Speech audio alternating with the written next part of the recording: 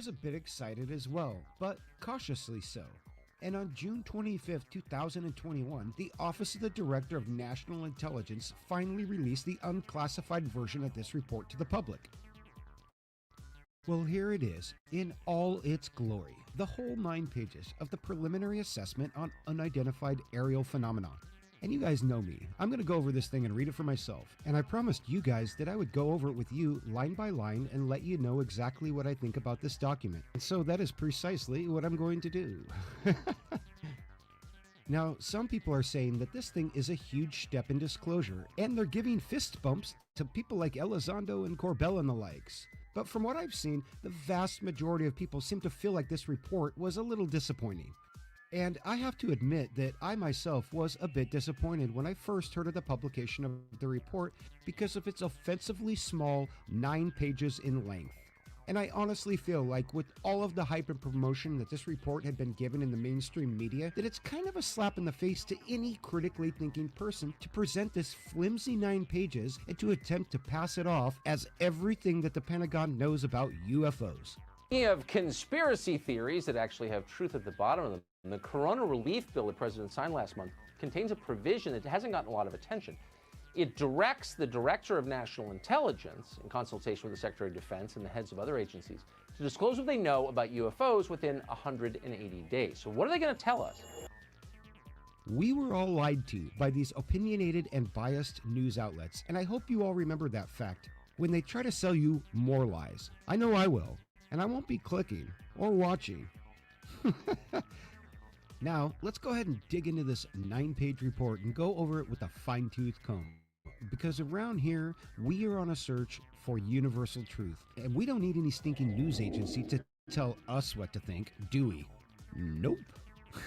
We can make up our own minds. So let's get started. Page 1. Wow, this is exceptionally pretty. And it looks so official. Office of the Director of National Intelligence, preliminary assessment on unidentified aerial phenomena. So clearly, page 1 is just a title page, and that brings our number of pages containing actual content down from 9 to 8 already. That's a good start, right? Let's go check out page 2. Scope and assumptions.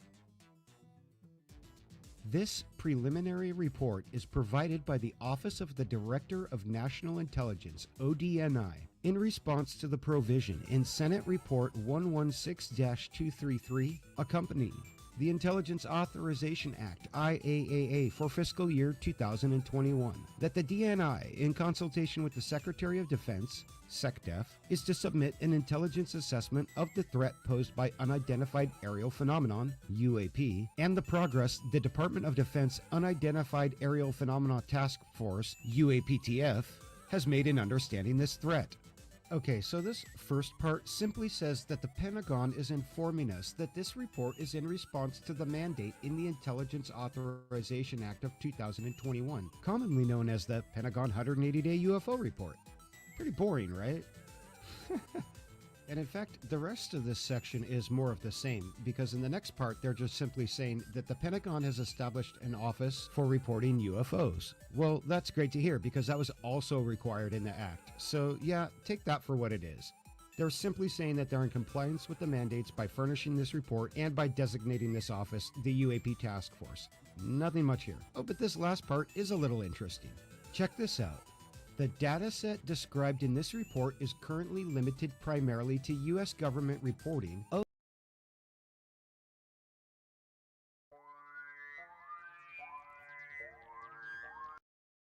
from November 2004 to March 2021. Data continues to be collected and analyzed.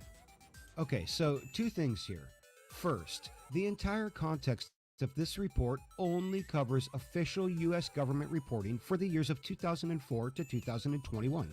Now, we all know that the UFO phenomena has been experienced for a lot longer than that, going back perhaps thousands of years or more. But I think everyone can pretty much agree that by the late 1940s, UFO sightings were a solid cultural phenomenon, and we know that they were being investigated by the Air Force. So I find it slightly offensive to the public that the Pentagon was ordered to disclose everything that it knew about UFOs without a time frame, and it chose instead to respond with a report that contains just over 16 years of alleged accounting. So just keep that in mind when we read this report, that the government is only talking about the last 16 years or so, and it is clearly not giving us any indication of its extensive prior involvement investigating UFOs. It looks like they themselves have forgotten that programs like Sign, Grudge, and Blue Book even existed, and all the other programs that we don't know about that were going on all the way back since 1946. So yeah, we all know that they've been studying UFOs for a long time, but this report isn't about all of that intelligence. It's about only the last 16 years or so of intelligence. The next thing that I wanted to talk about was that they stated that the UAP task force is actively collecting data and reporting. And at first I thought that this was extremely substantial because for the first time since the creation of the National Security Act in 1947, the DoD is publicly admitting and naming its UFO investigation unit while it's still active. Now that should be groundbreaking news. Or is it?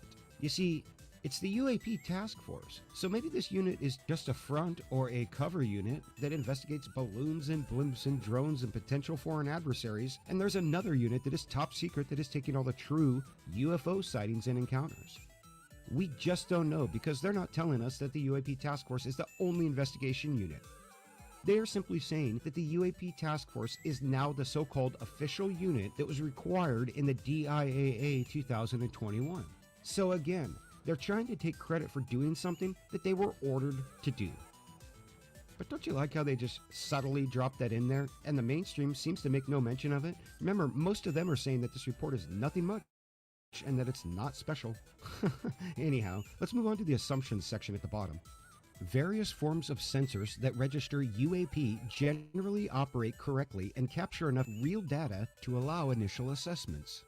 But some UAP may be attributable to sensor anomalies. Okay.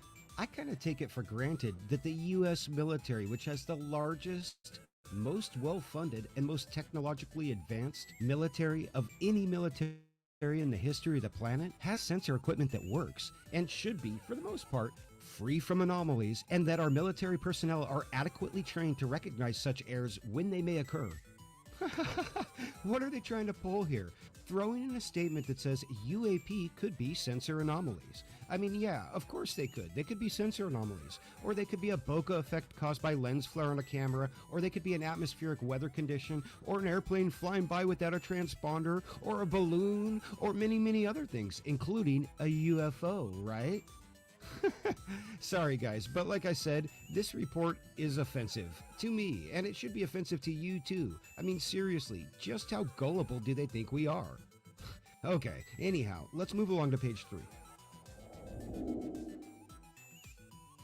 The executive summary. In this part, they're going to break down what they have summarized in this report. Now this should be good, because in here they're going to summarize a ton of things that I'm guessing won't be shown or proven here.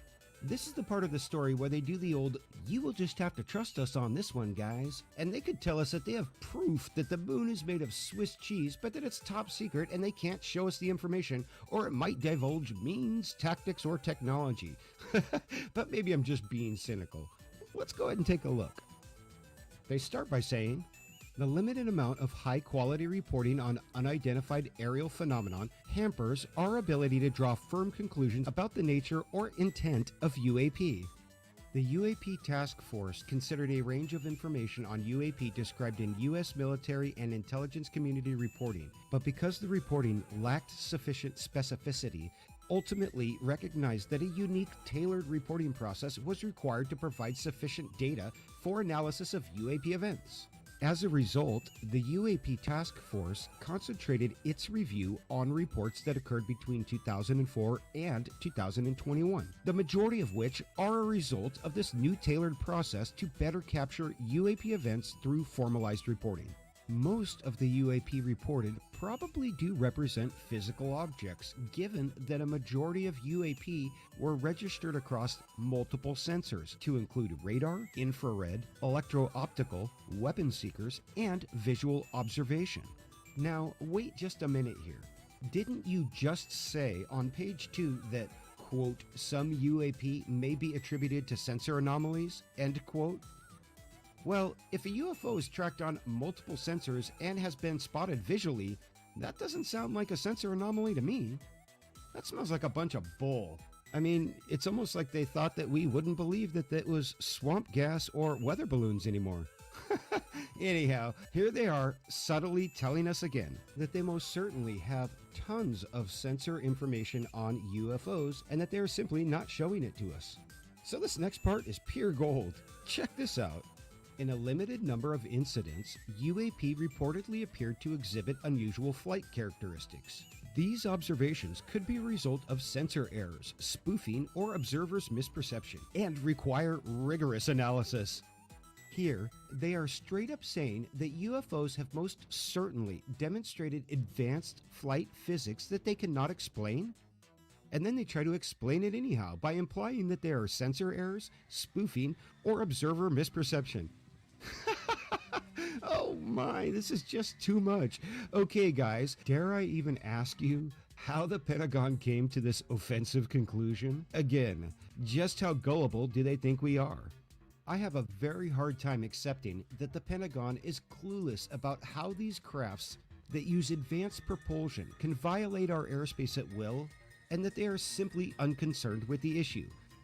And that this has been going on for a very long time, most certainly before 2004. So if that's true, these guys are simply derelict in their duty to protect us. And we all know what these types of folks will do in the name of duty and national security. You know, I spent a career with these hands, you know, destroying people's lives in the name of national security. So I believe that this is simply another lie. I think that the Pentagon, or a black budget faction inside of it, most certainly knows what these things are, how they work, and where they came from, and that quite simply, they're hiding it from us. Let's move along to the next piece. There are probably multiple types of UAP are, how they work, and where they came from, and that quite simply, they're hiding it from us. Oopsie. Let's move along to the next piece. There are probably multiple types of UAP requiring different explanations based on the range of appearances and behaviors described in the available reporting. Our analysis of data supports the construct that if and when individual UAP incidents are resolved, they will fall into one of 5 potential explanatory categories: airborne clutter, natural atmospheric phenomenon, U.S. government or U.S. industry developmental programs, Oops. Has everybody made it over from the premiere? I'm not sure if everyone made it or not. And then I was doing the most awesome of awesome, talking with my mic off. Well, geez, guys, way to lead the team. I mean, what a novel concept. If only people like J. Allen Hynek had done stuff like that. Seriously, again, how gullible do they think that we are? They have clearly been categorizing and collecting intelligence on these sightings for a very long time. I don't know, John. That's a good question. We'll get to some questions and stuff here in a second. I'm just kind of waiting for people to trickle in from the premiere because I know that YouTube has kind of a delay for, you know, certain releases or platforms or whatever, depending on where you're at. So we'll just wait to get going a little bit. I can't even tell how many people are here. Hang on, here we go. Looks like it's about UAP clearly pose a 7 flight issue and may pose a challenge to U.S. national security. Safety concerns primarily center on aviators contending with an increasingly cluttered air 32. domain.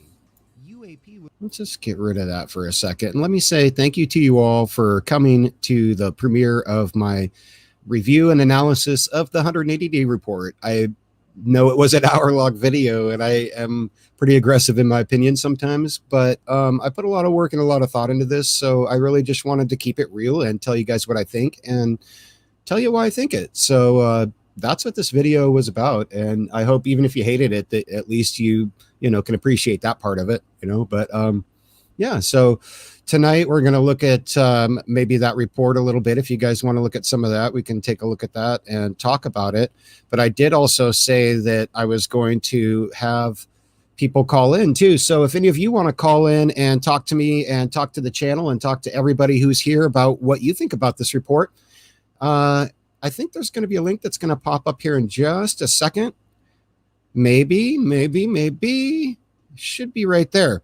So I'll try to, let's see, can I pin that? I'm just going to go ahead and pin it. All right. And if anybody wants to come on in, then come on in and we'll talk. Yeah. So I don't know if you guys saw, I think it was the TMZ stuff, but let's take a look at that. Mr. Lou Elizondo was on TMZ, I think it was. Harvey was interviewing him, which is like, cool. I'm like, man, that's great for you, dude. If I could go on, I mean, I don't want to be on TMZ, don't get me wrong, but I would like to be interviewed by Harvey. Like, he seems like a nice enough guy, and he'd probably get the story out there, but let's take a peek. Let's take a peek at what they said. A senior representative who was in my chain of command that this whole thing was crazy and it sounded silly and that I better come and talk to him, otherwise it will affect my security clearance and people are going to think I'm crazy. And lo and behold, it turns out that my security clearance is absolutely now being threatened. Have they? He's a whistleblower, right? Okay.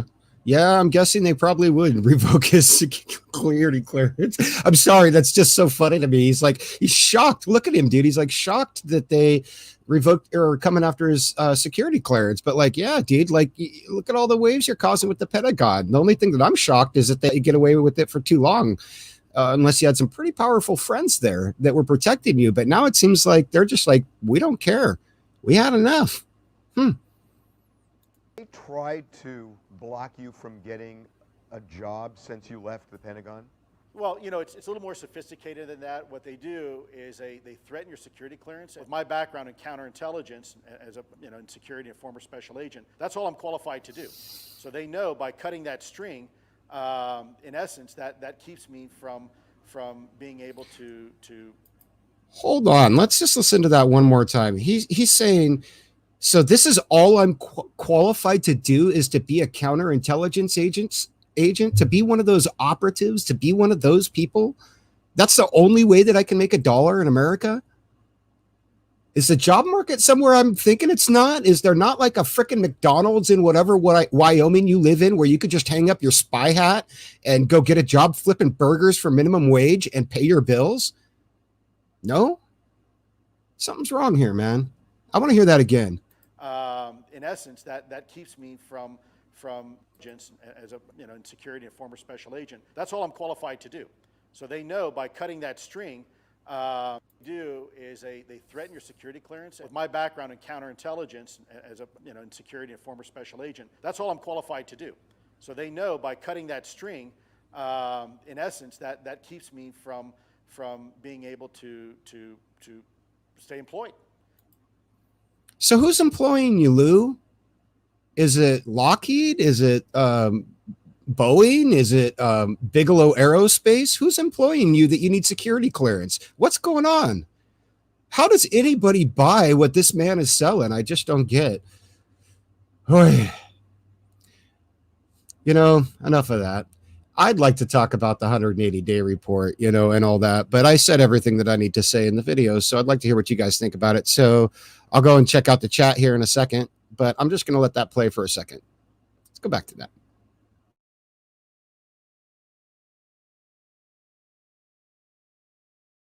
An array of aerial behaviors, reinforcing the possibility there are multiple types of UAP requiring different explanations.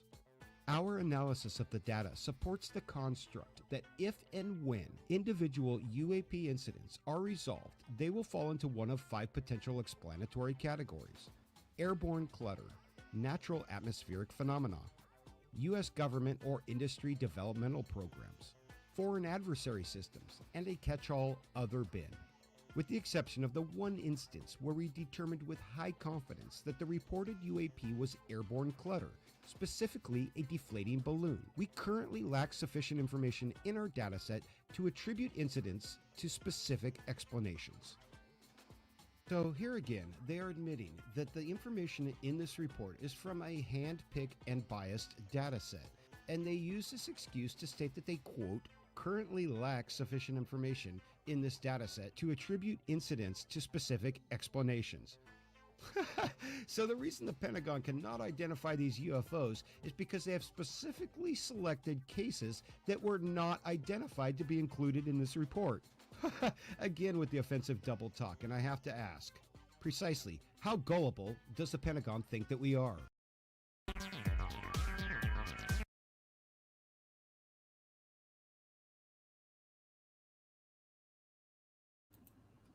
Let's do another premiere here. I thought I had that all queued up, but I'm not as proficient with StreamYard as I think that I am.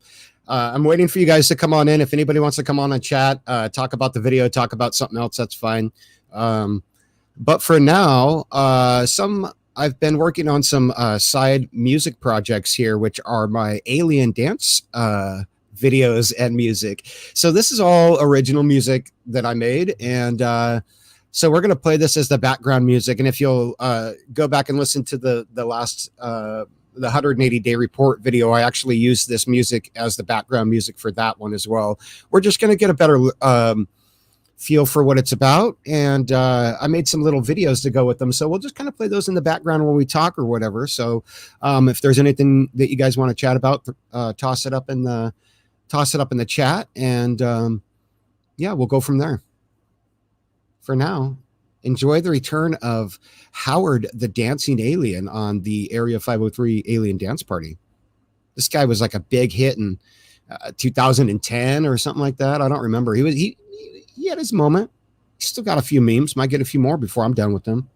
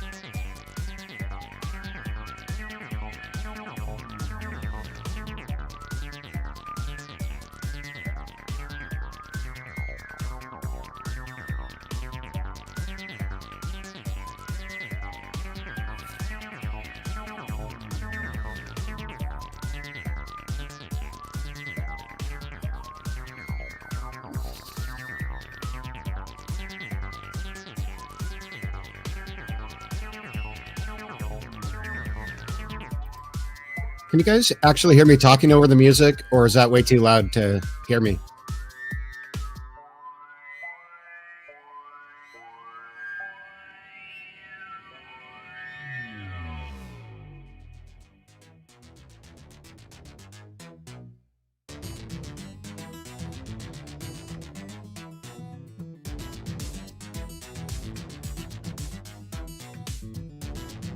If you guys will hear me, if you can hear me over the music, I'll keep it at that level. It's awful loud in my my monitor headphones here, but I like it loud. Yeah.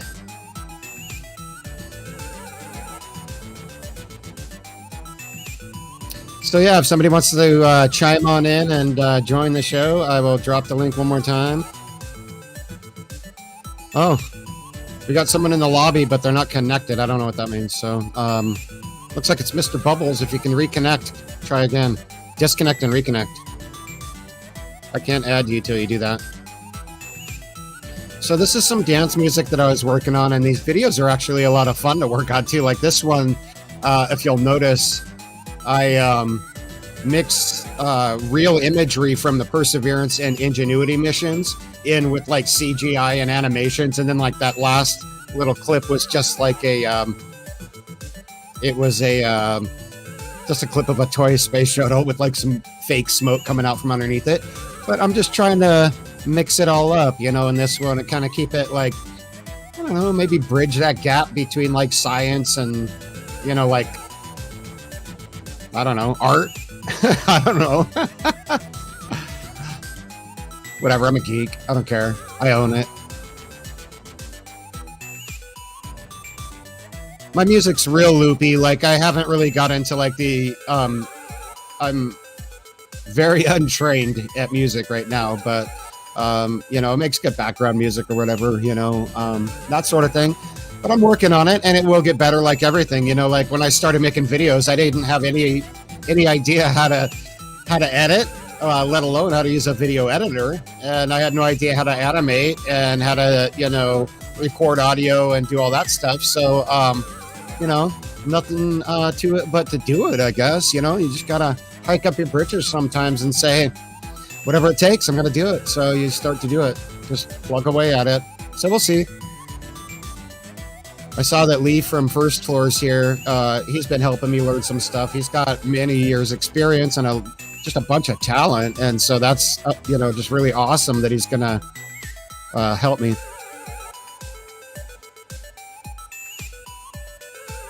I can turn my voice down, I think, in my mic settings. Maybe I don't want to mess with that.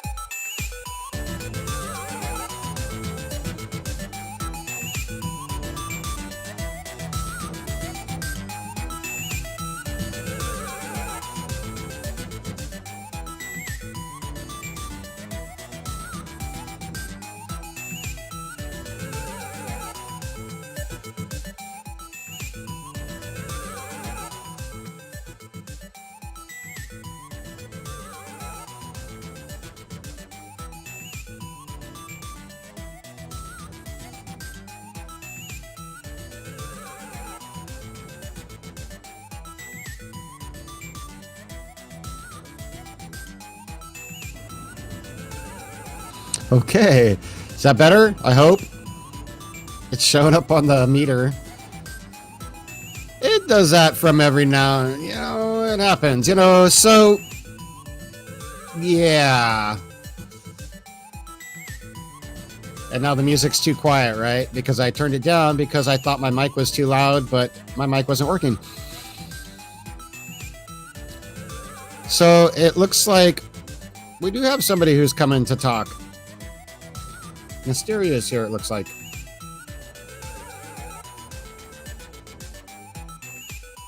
Let's see if I can add her to the stream. Who's coming to talk?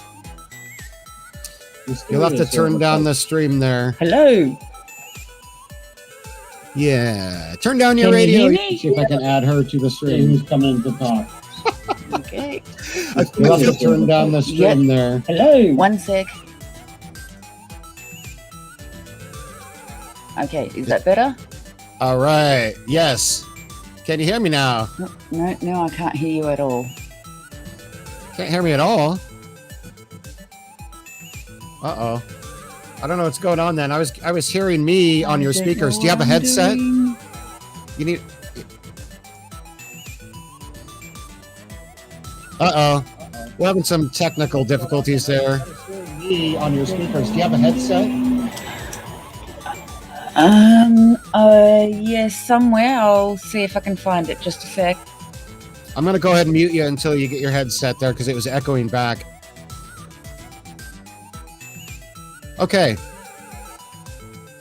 I'll take you off of mute in a second. So I did say that I had a funny story about this video, and not this video, but the 180-day report. So I figured now's probably a good time just to lay that one on you. It's actually funny for a number of reasons. First of all, when I first started working on this, the weekend that I started writing this is when we had our heat wave up here in Portland, and things got really hot, and it was hard for me to work on my projects and run the air conditioning unit and keep the house cool and all that sort of thing. So I just kind of had to stop working on the creation part of the report. But I did use that time to just really drill into the report and sit there with copies on my phone and go over every piece and my notepad and just write my report. That's perfect. Okay, I can't hear anything. You still can't hear me? I can hear you. I don't know. Can the stream hear Misty? No? They say they can hear you, but she can't hear me. I don't know what's going on. Smooth, but I can't hear what you say. Can the stream hear me? See, the stream hears us both, so let's just go with it. We'll just kind of ad-lib, We'll be like, so what she's really trying to say is, I don't know. Maybe if I turn that up a little there. I'm going to mute her again there. So like I said, I was a couple days behind on the project because of the heat. So I used it to write, which was good because it allowed me to really drill in on it. And, it's nice to have time to focus on the writing on a project like this where it's detail oriented. But as I was working through the project, there were some really kind of complicated animations that I had in mind that I wanted to do to be thorough on this, which was like the pages, like the first animation where the pages are spinning around and you kind of, when you transition, you go from page 5 to page 6. I wanted to do it. That's a detail I wanted to put into this project because it's an hour long and I thought it would look nice and I can do it and I felt like it was worth it. So, I did all those and I set this thing up and I laid out the audio, started getting things going on it. And I think it was, God, when was it? Thursday? I think it was Thursday night or maybe, Thursday evening. But at one point I was working on the file and I was putting down the talking head that I was talking to, I think it was Humboldt earlier, said something about it during the premiere, had asked about the talking head. Well, I was doing that part of the video, which is always one of the last pieces that I do once I get all the audio in place and all the animations and stuff, is that I create that talking head animation and then I slap that right on top of everything else.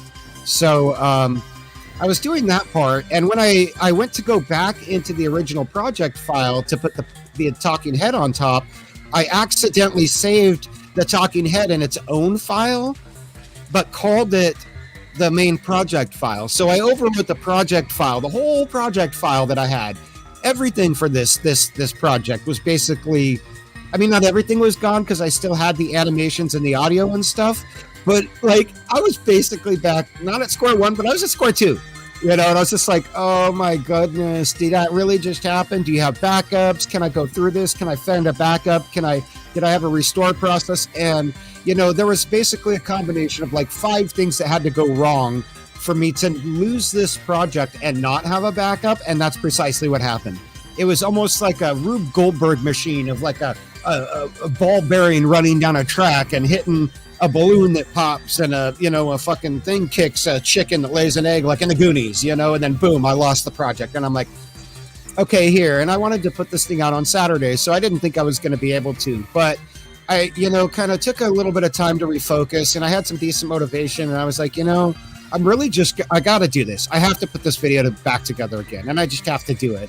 So I sat there and just drilled into it for, you know, the next 2 days pretty much straight until I got it done. And it was done and ready right before I uploaded it. And, you know, I'm glad that I did that, because I could have easily just flushed this project down and been like, sorry, guys, I wiped it out. I screwed it up. You know, like I got an egg on my face, but whatever, you know. But I'm glad that I didn't. And I hope you guys are glad that I didn't as well. So that's kind of the funny story. That 180-day report review almost didn't happen just because it was so frustrating. But what can you do? You know, like perseverance saved the day. Misty, were you ever able to get back in? You weren't? Doesn't look like Mr. Bubbles was able to get into the stream with anything. No? Well, that's the funny thing about the 180-day report.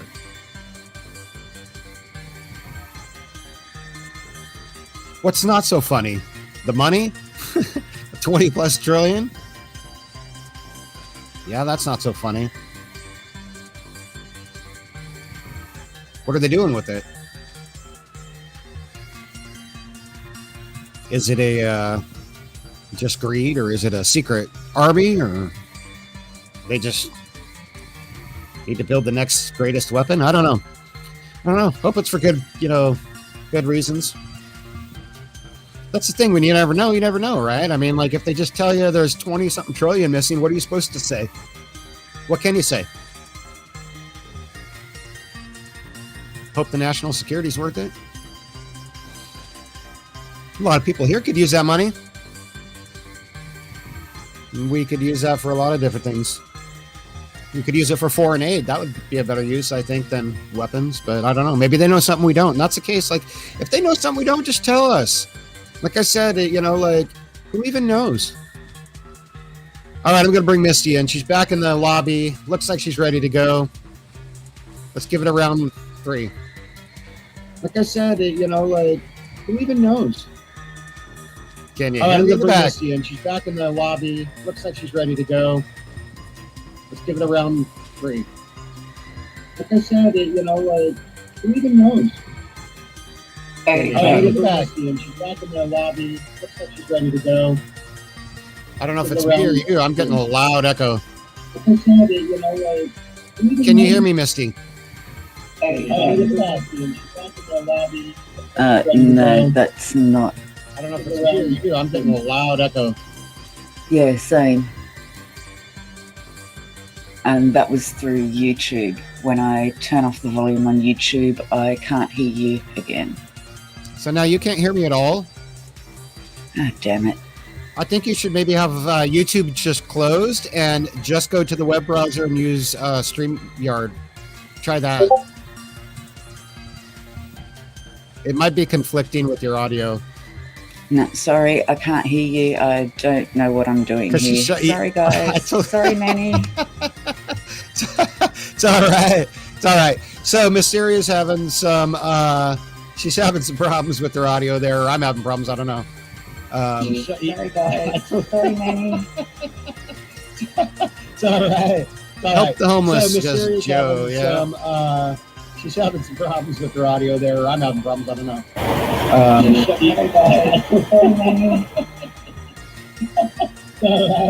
Help the homeless Joe. Yeah. Sorry about that. So these animations that are playing, Joe, you said something about the alien balloons. All of these animations, these are just kind of simple little animations I put behind the dance party stuff because, you know, like you can play this. I mean, really, this song or this whole long thing you can kind of use for a background, like for something like we're doing now, like a live stream or, you know, heck, man, somebody could just play this while they're sweeping the floor, organizing their bookshelf or something. I mean, I don't know. I mean, you can do anything with it, you know? So, yeah. That, and they just kind of give you something to look at while you're listening to the music because the music's kind of loopy. And like I said, it's mainly there for background. It's not really meant to be, these aren't really songs per se. It's just meant for background while you do other things like we talk here or talk in the chat, you know, or whatever.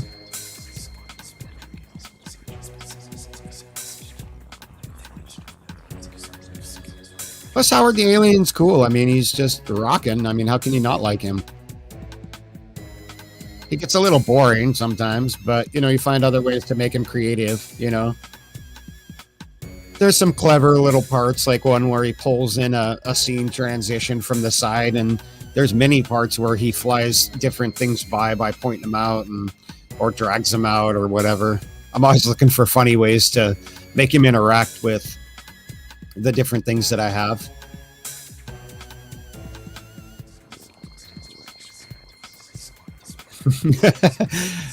Yeah, Joe, is it a balloon? Is it a UFO? Both? I have another animation where there's a UFO that's actually, instead of the balloon carrying like a UFO, the UFO's carrying a Chinese paper lantern in like a little kind of tractor beam below it.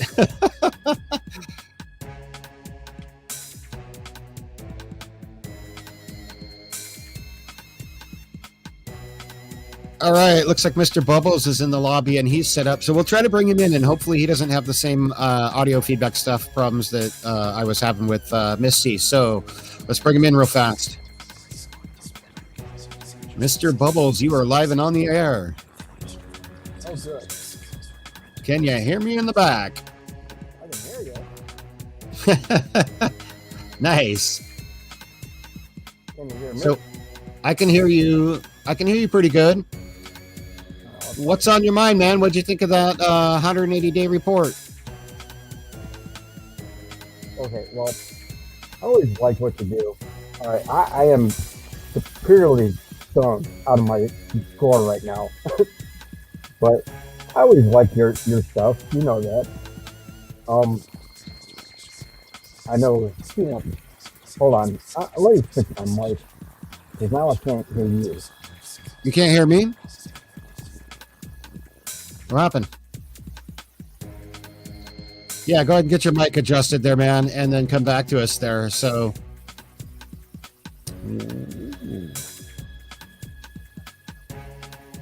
this song right here was actually one of the first songs that I worked on and that I ever did. It was called, I think I called it the Transmission. Yeah. There's an incoming call for Manny. Does a bunch of whispering and stuff.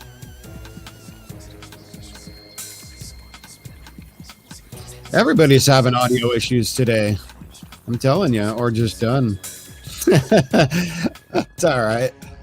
I don't mind. I just wanted to offer the opportunity to come on and, you know, ask me anything you want about the 180-day report. You don't have to come on the live stream. If you want to just ask in the comments over there, go ahead and give me a shout and let me know what you think or what you agree or disagree or, you know, however you want to do it.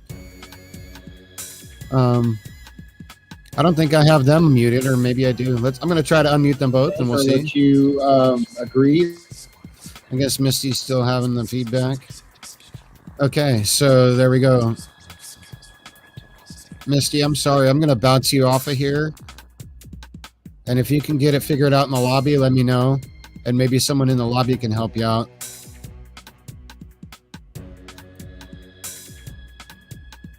And Edna was too. Manny and Bubbles. Yeah. It looks like IR Film is on backstage now as well. And if you're ready to go, I'll bring you right in. Here we go. Can you hear me in the back? Yeah. Is this something I'm doing? I don't hear anybody. I can't hear anyone. I can't hear you, IR. Can you folks hear IR Film?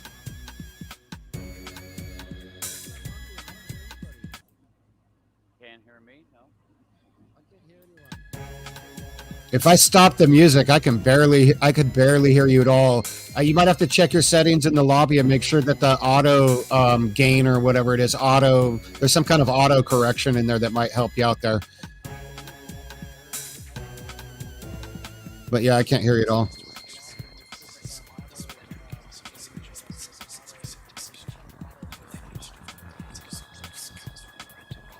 I got everybody in here. We just can't hear them. Guess you can hear the music at least. Do the Howard. Do the Howard.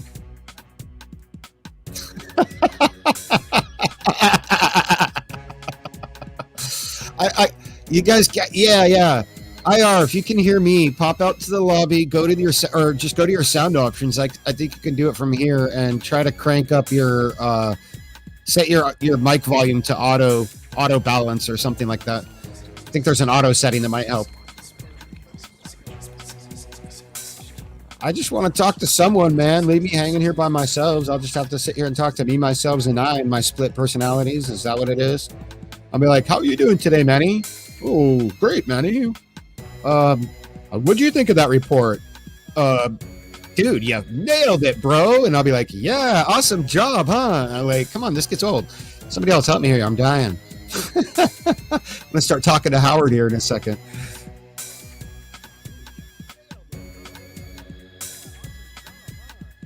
I can't hear him. I don't know what's going on.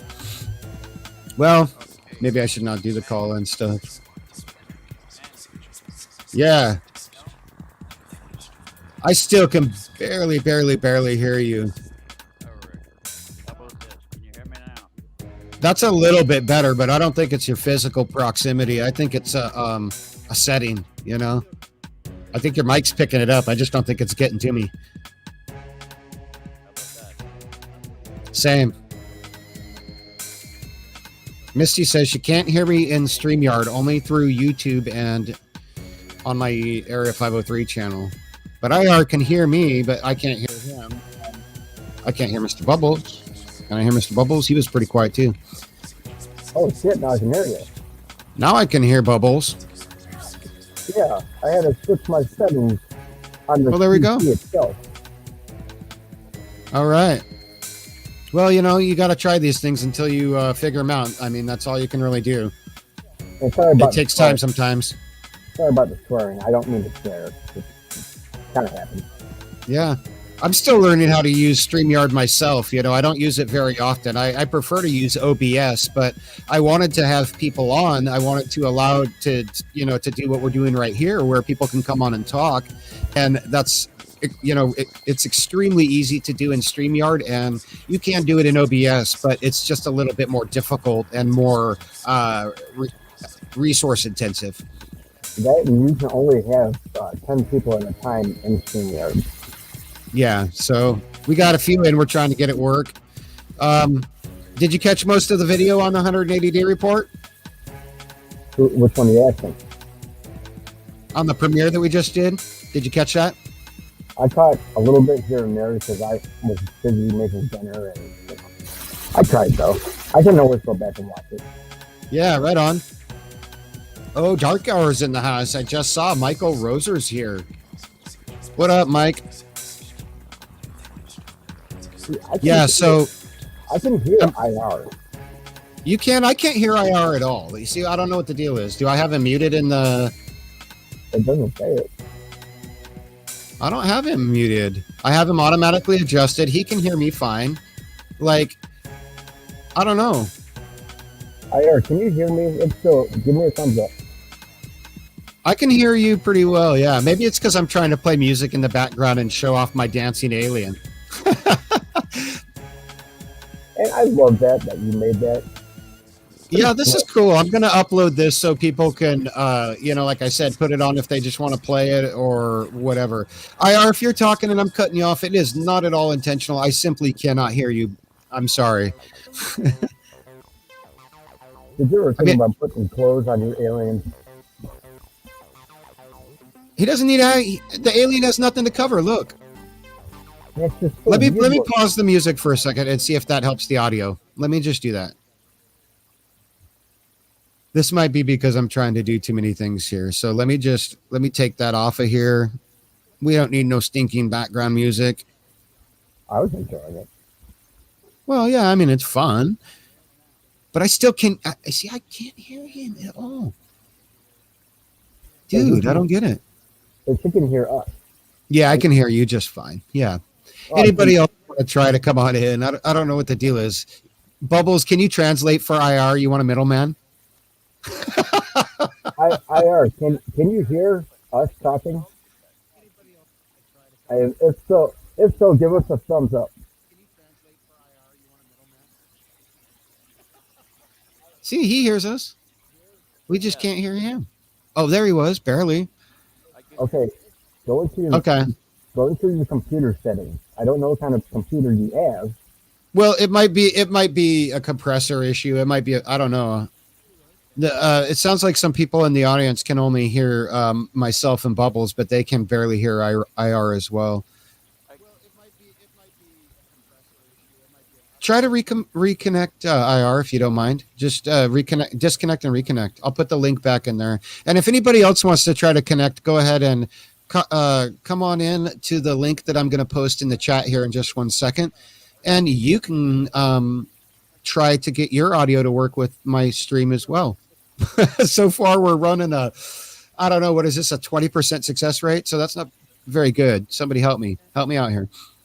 Anyhow, like I said, I saw that Michael Roser was here. He's been doing some really good work and some hard work over on his own channel and on the Third Phase of Moon UFO reports. And he did that documentary on America's Stonehenge recently, which is, if you guys haven't seen that, go check it out. Like his eye for cinematography, like the way that he sets up scenes and does little things, just even from like a narrating over a like a stock shot over a lake, or like some leaves moving up on something. Like he's got a really great eye for that sort of thing. And the documentary that he did on America's Stonehenge is just it's awesome. Like I loved it. I was riveted. So go check it out if you haven't. And he's here in the chat too, so give him a little fist bump because he puts a lot of work into that for everybody. But yeah, so IR is going to try to reconnect here. Mysteria is going to try once again. We'll give you another shot, Misty. Let's hope that this one works. Welcome in for everybody. Yeah, Misty. So IR is going to try to reconnect here. Mysteria is going to try once again. We'll give you another shot in the back. Let's hope that this one works. Welcome in for everybody.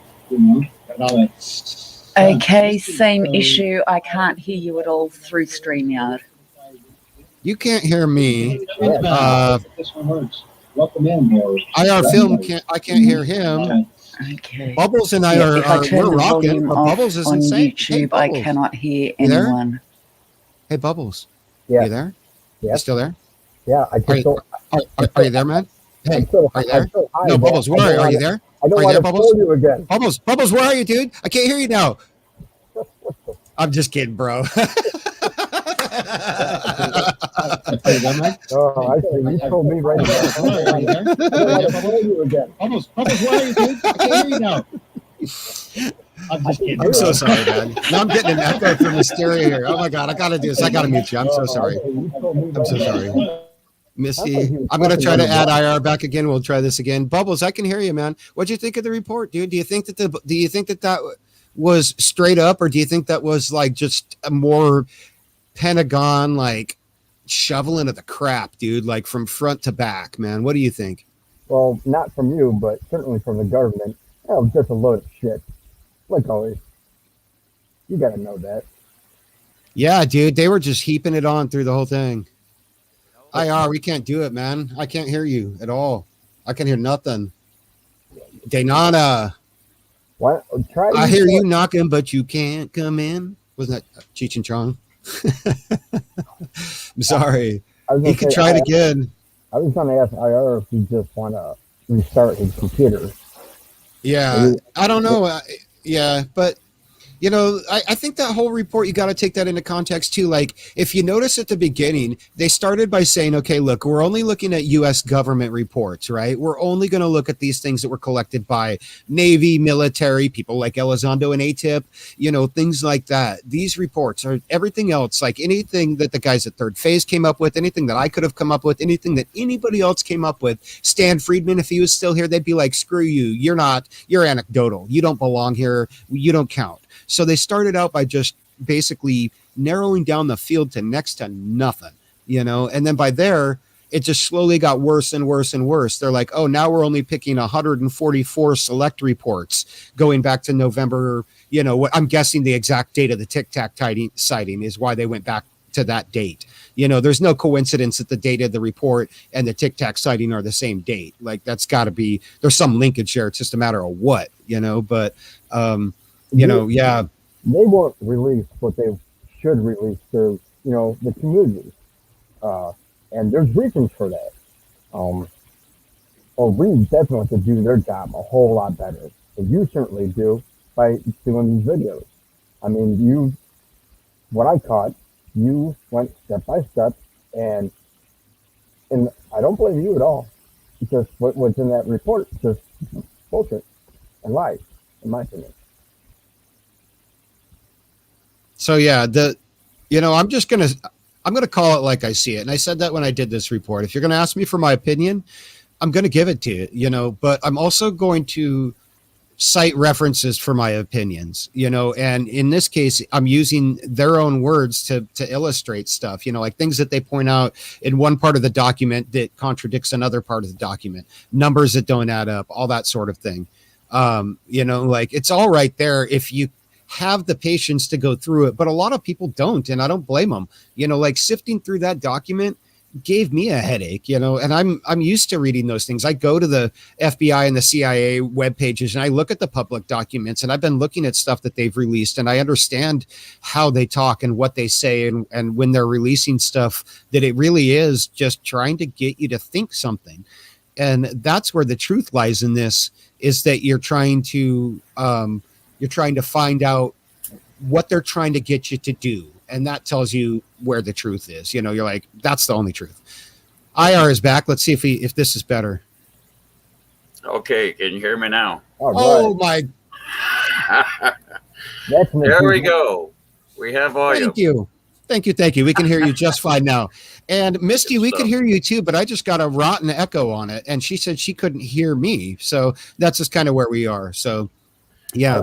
So IR, now that I can finally hear you, what do you think about my analysis of the 180-day report? I'm dying to hear what you have to say, man. Oh, yeah, you must have done something. What do you want to know, man? Anything. Just pick one of the points I made. Talk about it. Or tell me what you think about it. Now you got to make me think. I was really disappointed with the disclosure, like everyone else that is, right? Yeah. So the stuff that they gave us is another load of BS, you know. Yeah. It's more scrambled, shitty videos and scripts, man. Yeah, you know, crappy footage that people, you know, like I said in the video, my UFO buddies, you know, like the people bring out way better footage than these guys have provided, you know, and I want some of that data that isn't out there. I don't want, you know, a cell phone recording of a video playing on a screen.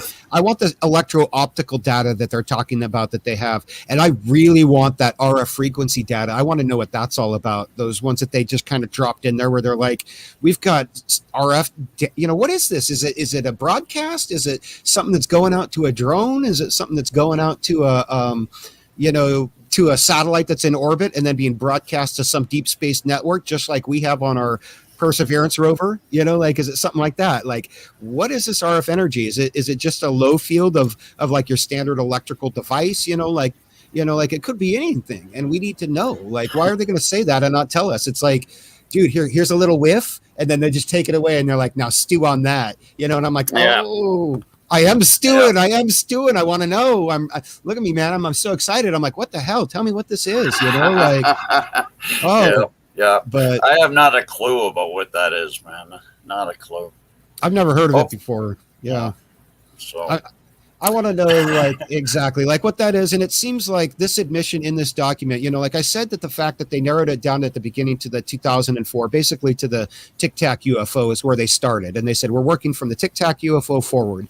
And then, you know, you've got Elizondo, who's dropped that piece of footage out there with TTSA as one of the first 3 pieces of footage that they started with back in the day, you know, and I'm thinking to myself, maybe that was his oldest piece of footage that Elizondo had access to while he was at TTS or at ATIP. And so that's why the Pentagon's saying, we're going to admit everything that we know that you have access to, Lou. Like, this was almost, to me, there was parts of this that were almost like chops right towards Elizondo from the Pentagon, and they're basically letting him know, like, hey, dude, whatever protection you had from the people, you know, like the people who were looking out for you, it only goes so far, dude. So you might want to check yourself, you know, like, but I guess we'll see, you know, like, we'll see. He's still out there flapping his damned gums. And in fact, I just want to play this for everybody right now. Let's just go ahead and let's cut back over to that one more time. In case you missed it in the back. Yeah. Pentagon's coming after his security clearance, they're saying. Well, that's what the lawyers for, right? And that funny guy that was standing this whole thing was him. crazy, and it sounded. Yeah. I was told by a senior representative who was in my chain of command Look at this. that this whole thing was crazy and it sounded silly, and that I better come and talk to him, otherwise it will affect my security clearance. And people are going to think I'm crazy. And lo and behold, it turns out that, yeah, my security clearance is absolutely now being threatened. Have they tried to block you from getting a job since you left the Pentagon? Well, you know, it's a little more sophisticated than that. What they do is they threaten your security clearance. With my background in counterintelligence, as a, you know, in security and former special agent, that's all I'm qualified to do. Oh, you lying? Okay. Oh man, let me tell you, dude. Okay, here's the thing. You know, like, he was on the Spaced Out Radio, I think it was. He was doing an interview there, and he's like, you know, I got a day job, and he holds up his hands, and there's like dirt under his fingernails, acting like he's out shoveling a trench with his hands to lay down some plumbing, you know, to make a buck to feed his kids and stuff. And then he's like straight up here saying, no, the only person I'm qualified to work for is the private military industrial complex. They're the only ones who hire these contractors, Halliburton, all those black ops guys that are like, yeah, go do a bunch of nasty stuff so we can charge the government. They get deniability and we get a fat paycheck. You know, like, that's what's going on here. Like, oh my God, dude. And look at this clown. Oh, they're taking away your meal ticket? What, you didn't get paid enough with your little last 2 years of shilling with the TTSA as long as you did that? Well, dude, you must have been the only employee of TTSA, Lou, that didn't get paid because everybody else did. Woo! Anyhow. Yeah, exactly. So have you heard any justification for that missing money? It's no.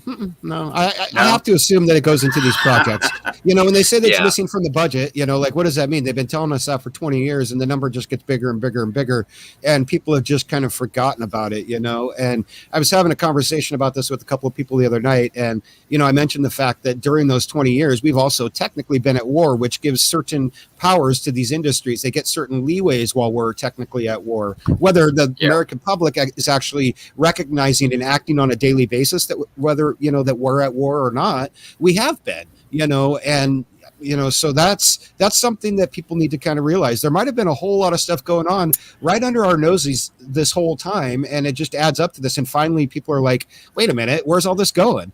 You know, but from 3 trillion to 20 trillion over 17 years is roughly $1 trillion a year. You know, like, that's that's ridiculous. And they're asking for more. Like, gosh dang, man, you guys have already done a lot, you know, but you know, you've done, I guess, I mean, if it's national security, but at some point there needs to be some kind of reckoning for that expenditure. And it might not need to be when it's going on or whatever, you know, like, they don't need to tell us about it while it's ongoing, but after the fact, they need to declassify some of this stuff. Why can't we know where that money was in 2001, 2002, 2003?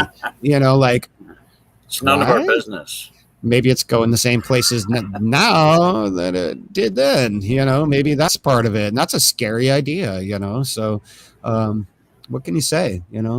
There he is. There's the guy. Here, let's cut over to the other talking head here for a second. That's what I actually called this clip when I made it for my video here, for my for the review video. I actually called this the talking heads, and so we'll go over that one. Under intelligent control, and they're flying with impunity within our airspace. That is coming forward. Just soak it in. Soak it in. It's beautiful. We seem to have Great title. Mode of transportation seems magical to us. It's unbelievable, and now finally. It's so annoying. Like, oh my God. It's like both of them, they're just reciting the same script that on two different talk shows, two different times, but they are literally just talking the same script, and they got the same mannerisms. They went to the same acting school. It's just like, holy, wow. Same script's been going on for 70, 80 years now. So yeah. The one on the left though, that guy changes his tune, man. You got to watch him. He is crafty, and I'll tell you what, I talk a lot of trash on Lou because I think he's running an op on the public. I make no qualms, and I don't hide what my opinion is. I just straight up say it, that's it. I think he's running an op on us, and in extension is running an operation on the whole world, so I just call him out for it. I think Corbell, I think he's more of like Tom DeLonge. I think he's a guy who they knew that they could manipulate if they put the right pieces of evidence wrapped up in a bunch of money and fame and dangled it in front of him, that he would just jump for it and be like, yeah, dude, I've been waiting for this, dude. Like, finally, I got my day, and I got George Knapp to mentor me on the way in, he's basically they tried to do it with DeLonge, but you see what he did with it. He wanted to just use the whole thing to pay for Angels and Airwaves, his pet project, music project. So they dump him, and now they got Corbell. So it's like, oh, we got a better one. We got Corbell. He'll make movies about this stuff and go on CNN and go everywhere he can and talk about it. And he just loves doing live streams from his home talking about it, especially the more important they are, while he watches his Twitter numbers go up and his YouTube numbers go up and thinks, wow, next time I put out a documentary that's full of crap, I'm going to get paid. There we go. You think he'd get more popular?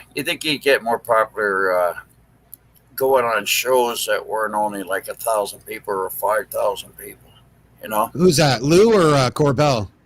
Lou. Yeah. Mr. Lou.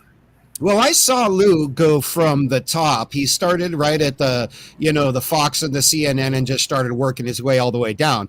And then at the end, when he wanted to go to all the little guys on YouTube, he made up this excuse about how for the whole time he was at TTSA that they didn't tell him that these smaller news people really wanted to get a hold of him, but that he actually did want to get a hold of them. So he used that as a way to extend his media cycle shelf life, so to speak, to just pump himself right into UFO Twitter, UFO YouTube, UFO Facebook, UFO all that, and go to that angle since he had already basically played out the mainstream. He had gone to all the big guys first, and now he comes in here, and now look at where he's at now. UFO Twitter adores this guy. Like, he could walk out in the middle of UFO Twitter with a bomb strapped to himself and blow himself up, killing 500 people, and they'd be like, he saved us, he's the messenger of ufology. And I'm like, the guy is just old school spy. Like, you can read any number of books about people like this, watch any number of movies about people like this. There is no excuse to understand or not understand how people like this think, man, especially when there's people out there like me who are just screaming at the public, fucking listen, listen, man. Like, this guy is just yanking your chain all the way from the get-go, and he's not working for the powers and be, he's working for the people who have the money. We know who that is. Yeah. We know who that is. There it is. It's just that simple. So it's all money. So I don't respect the guy. I really don't, because I don't think he's actually doing this out of misguided loyalty. Corbell, I kind of do. I have a respect for. I do. He's a filmmaker. I think his heart's in the right place. I think he's just being taken advantage of. I really do. And I think he might be guilty. He might be 90% being taken advantage of, and 10%, kind of gullible, letting himself believe something that he ought to know better of. I don't know what you call that. Like where you kind of kid yourself into. You're like, you have the thought, and you're like, I should know better than this, and then you're like, no, it's okay, and then you do it anyways, and then later on, you're like, shit. You know, like why did I listen to my gut, man? Like my gut was telling me, get your butt out of there. This is wrong. This is bad. You know, like, and it doesn't matter, dude. Like everywhere you look at Lou, it's all bad, man. He's always saying stuff that incriminates himself and contradicts himself. Do you really think Cowbell is being taken advantage of? I do. First of all, he doesn't have any security clearances that I know of, and so there's no reason to think that he would be in on anything, you know. And I said the same thing about Tom DeLonge. I didn't think that he was actively part of anything because they just don't read people in on stuff that they don't need to know, even if they're military and have the access. And if you're outside the military, you don't stand a snowball's chance in hell of getting any of that information and if you get it, you should probably just run away from it and not touch it because that's in violation of a lot of federal laws. You should just be like, no. I don't want to know any more of this. Get the hell away from me. You know, like I don't want to go to prison because you gave me some leaked footage or something, you know, like to hell with that. Like, you know, like to hell with that. So, you know, like the thing is, it ain't worth your freedom. That's for sure. Yeah, so Corbell doesn't have security clearance. Tom DeLonge, to the best of my knowledge, has none either. Never did. No. George Knapp most certainly doesn't, unless he's some sort of planted agent in a news agency or something, which we all know has happened for a long time and may or may not be going on now. We just don't know. There's no evidence to show it, but we just accept it in the realm of possibility. It's possible. You know, who knows? But he doesn't have any clearances either, is what I'm saying. But what he has is the bona fides and the lawyers to protect a secure source that he has thoroughly vetted to his journalistic, you know, levels, whatever that means. In most cases, it means as long as he's got a document from the Pentagon, he doesn't care. His ass is covered, and he'll just say, hey, man, go talk to them. You know, like, but he's not the one making the most grandiose of statements. If you'll notice, it's this mouthpiece on the right, this mouthpiece on the left, and before that, it was another mouthpiece who's now playing in, you know, half-filled stadiums that TTSA investors are paying for. Guy. Yeah. Oh yeah. Yeah. So you get where that's going, man. Like to me, I just see it like, and that's just my opinion based on all the information I look at. But you know, that's what we're talking about here. You know, but I do tell you, just like when I make my videos, I don't base my opinion just on a fiction or on a whim or throw a dart at a board. It's based upon the evidence that I have. I look at all the evidence, everything that I find, and I say, okay, what can I conclude from all this? You know, like the same way I break down a UFO sighting, the same way I look at a story, you know, like TTSA, when I investigate, you know, like I'm looking at the public records of that company and where all the money went and things like that, you know, like I work through it from top to bottom. That's the way my brain works. So, these guys just don't make any sense to me because they try their shenanigans and it doesn't work. You know, they try to say something that is in contradiction to something they said last week, thinking that you won't remember, but I remember. I remember, and I'm like, hey, wait, dude. You know? Yeah, so that's the problem. People forget, you know. People just move on, right? So well, you got to really care. If it's not for people to speak up, you know. If it's not for people to speak up, then nobody's going to listen. Yeah, and you know, I can ring the bell, and I have, and you know, like it's there. So you know, like people just got to kind of look at it and say, hey, man, this might be what's going on. You know, if even half of what I said in that video is going on, then people have a cause to be alarmed. You know, like, or even 10% of it. You know, so they, you know, like there's. Sometimes where there's smoke, there's fire, but you got to look at the context. Again, they narrowed the scope of the report all the way down to to a few select cases. First, it was just U.S. government cases. Then it was 144 select U.S. government cases. And then they further narrowed those down to another like 18 or 21, I think it was. And then made all these conclusions based on 18 UFO sightings. Are you kidding me? I look at 18 UFO sightings in the morning before I finish my first cup of coffee. Are you fucking kidding me? They got a half of a year to do this. Yeah. Are you kidding me? Like, I'm sitting here like wiping the sleep out of my eyes, and I'm like, and I'm like looking at UFO sightings. What's coming down the pipe from last night that, you know, like I'm checking my Google alerts, like I'm doing my research, you know, like I'm doing what I do, you know, like, and I said that in the video too, you know, I said like, these guys are clowns. Like the people out there, like if they're trying to profess themselves as experts, man, like they are the most rinky-dink clowns experts that I've ever come across in my life. Now, I'm not saying that they are. I'm not saying that they are. What I'm saying is their story and the way that they portray themselves in this report makes them look like a bunch of, like nutty professors, Jerry Lewis, like, like cross-eyed blowing themselves up. You know what I mean? Like they are just, it's like, but then they're like, but everybody else is anecdotal. That guy Manny at Area 503, he doesn't know what he's talking about. He's anecdotal. The guys over at Third Phase, they're anecdotal. Richie at Goof On, anecdotal. Dark Hour, anecdotal. We don't have to listen to them, Or if we go and question them on social media, and this has happened to me personally on Twitter, where I will question somebody like Lou Elizondo, and I have some of his, I call them Chads and Stacy's. They're these UFO just nut jobs who believe everything that this guy says, and they come after me and they're like, oh, you suck, you only have this many views on your videos, you this, that, the other. And I'm like, well, whatever, man, at least I'm doing it. So you can point the finger at me, but just sitting around trolling people all day doesn't sound like a pretty rewarding existence. I'm trying to do something here and further a conversation. You might not like what I have to say, but at least intelligently tell me why.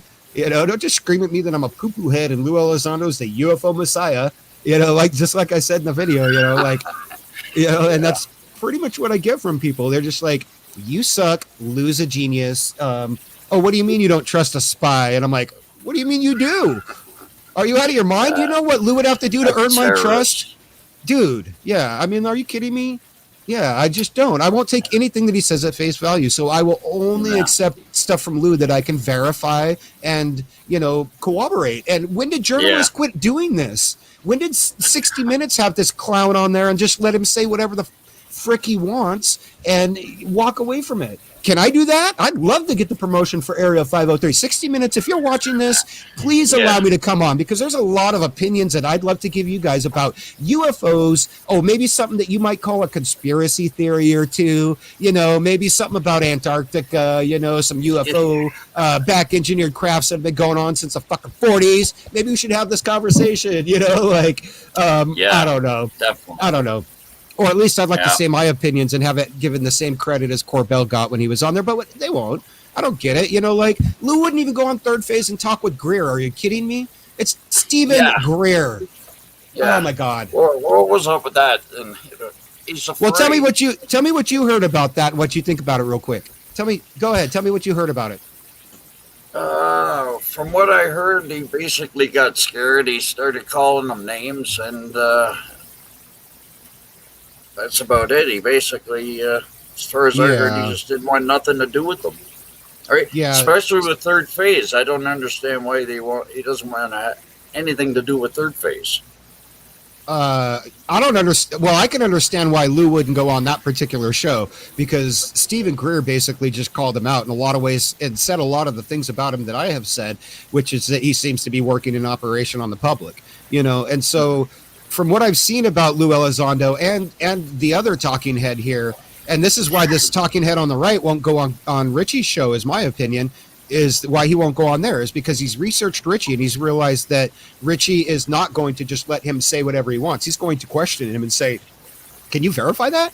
What are you talking about here? That's a bunch of crap. He's going to question it. And that's why neither one of these, the one on the right wouldn't go on to Richie's show, and the one on the left wouldn't go on to Third Phase right there, because they were afraid. Yeah.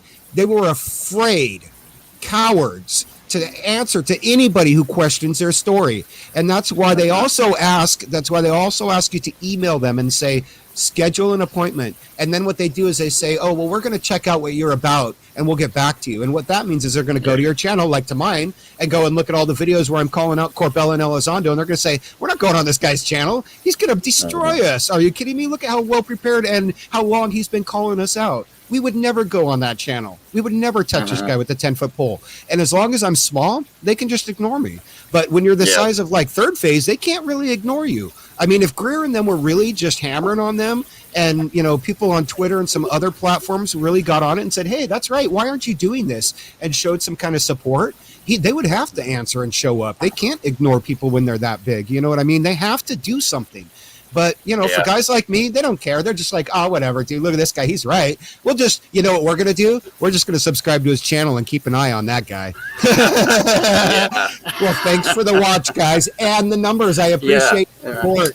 Yes. Come, do it. I don't care. Come and subscribe. So, I was there for that show when Corvalder went called in on Rich's show there. I was listening to that.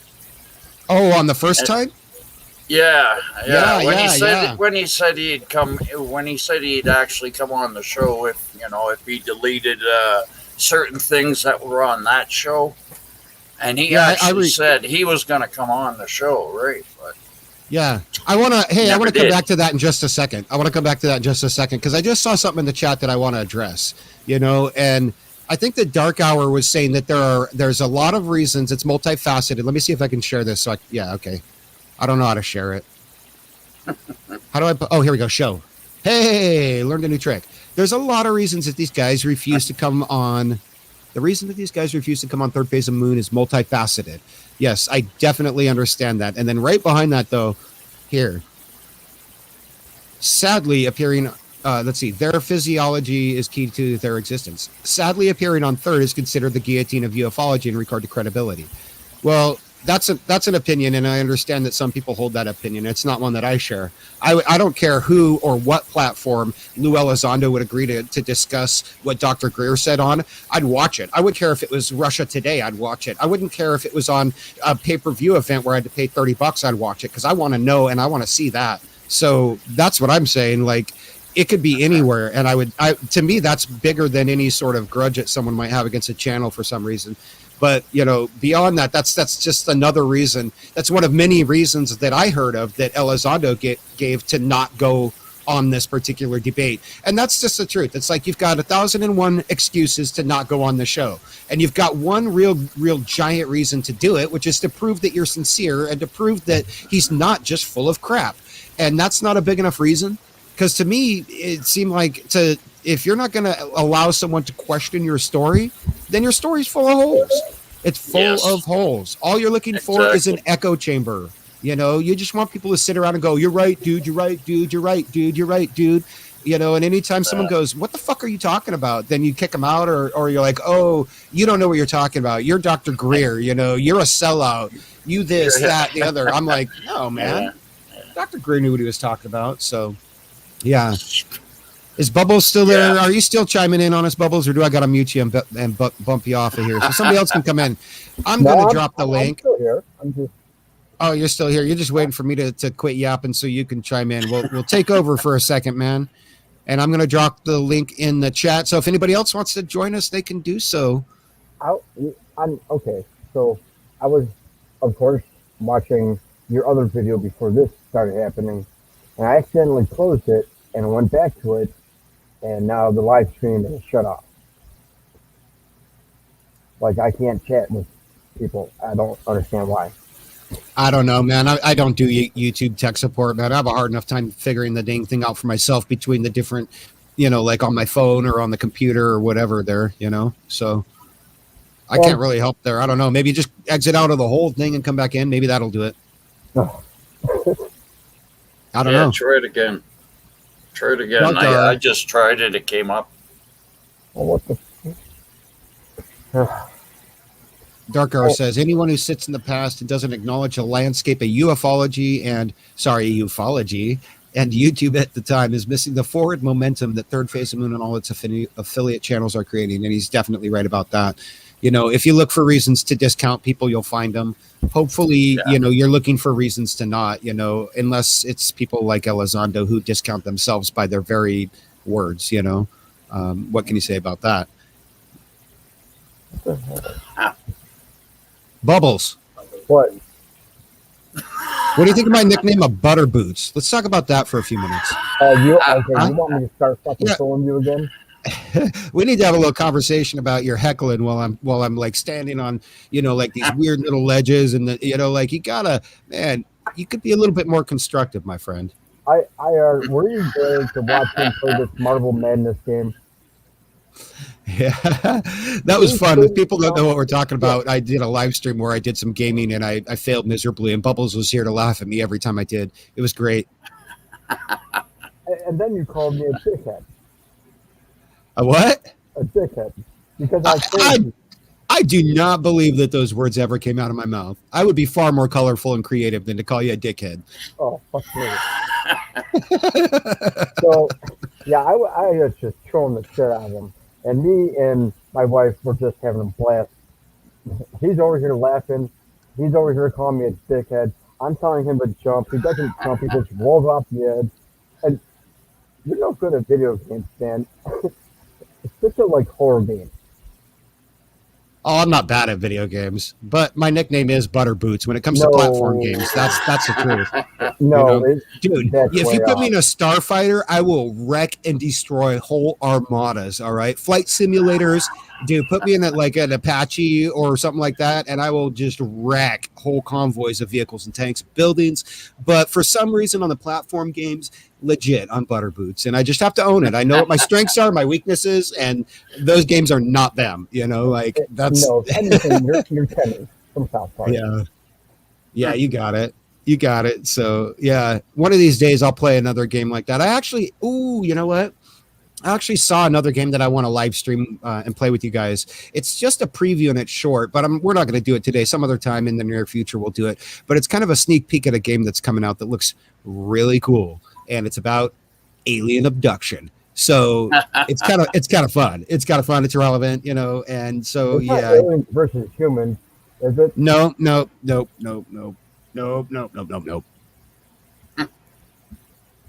Is it? That game was so stupidly funny, though.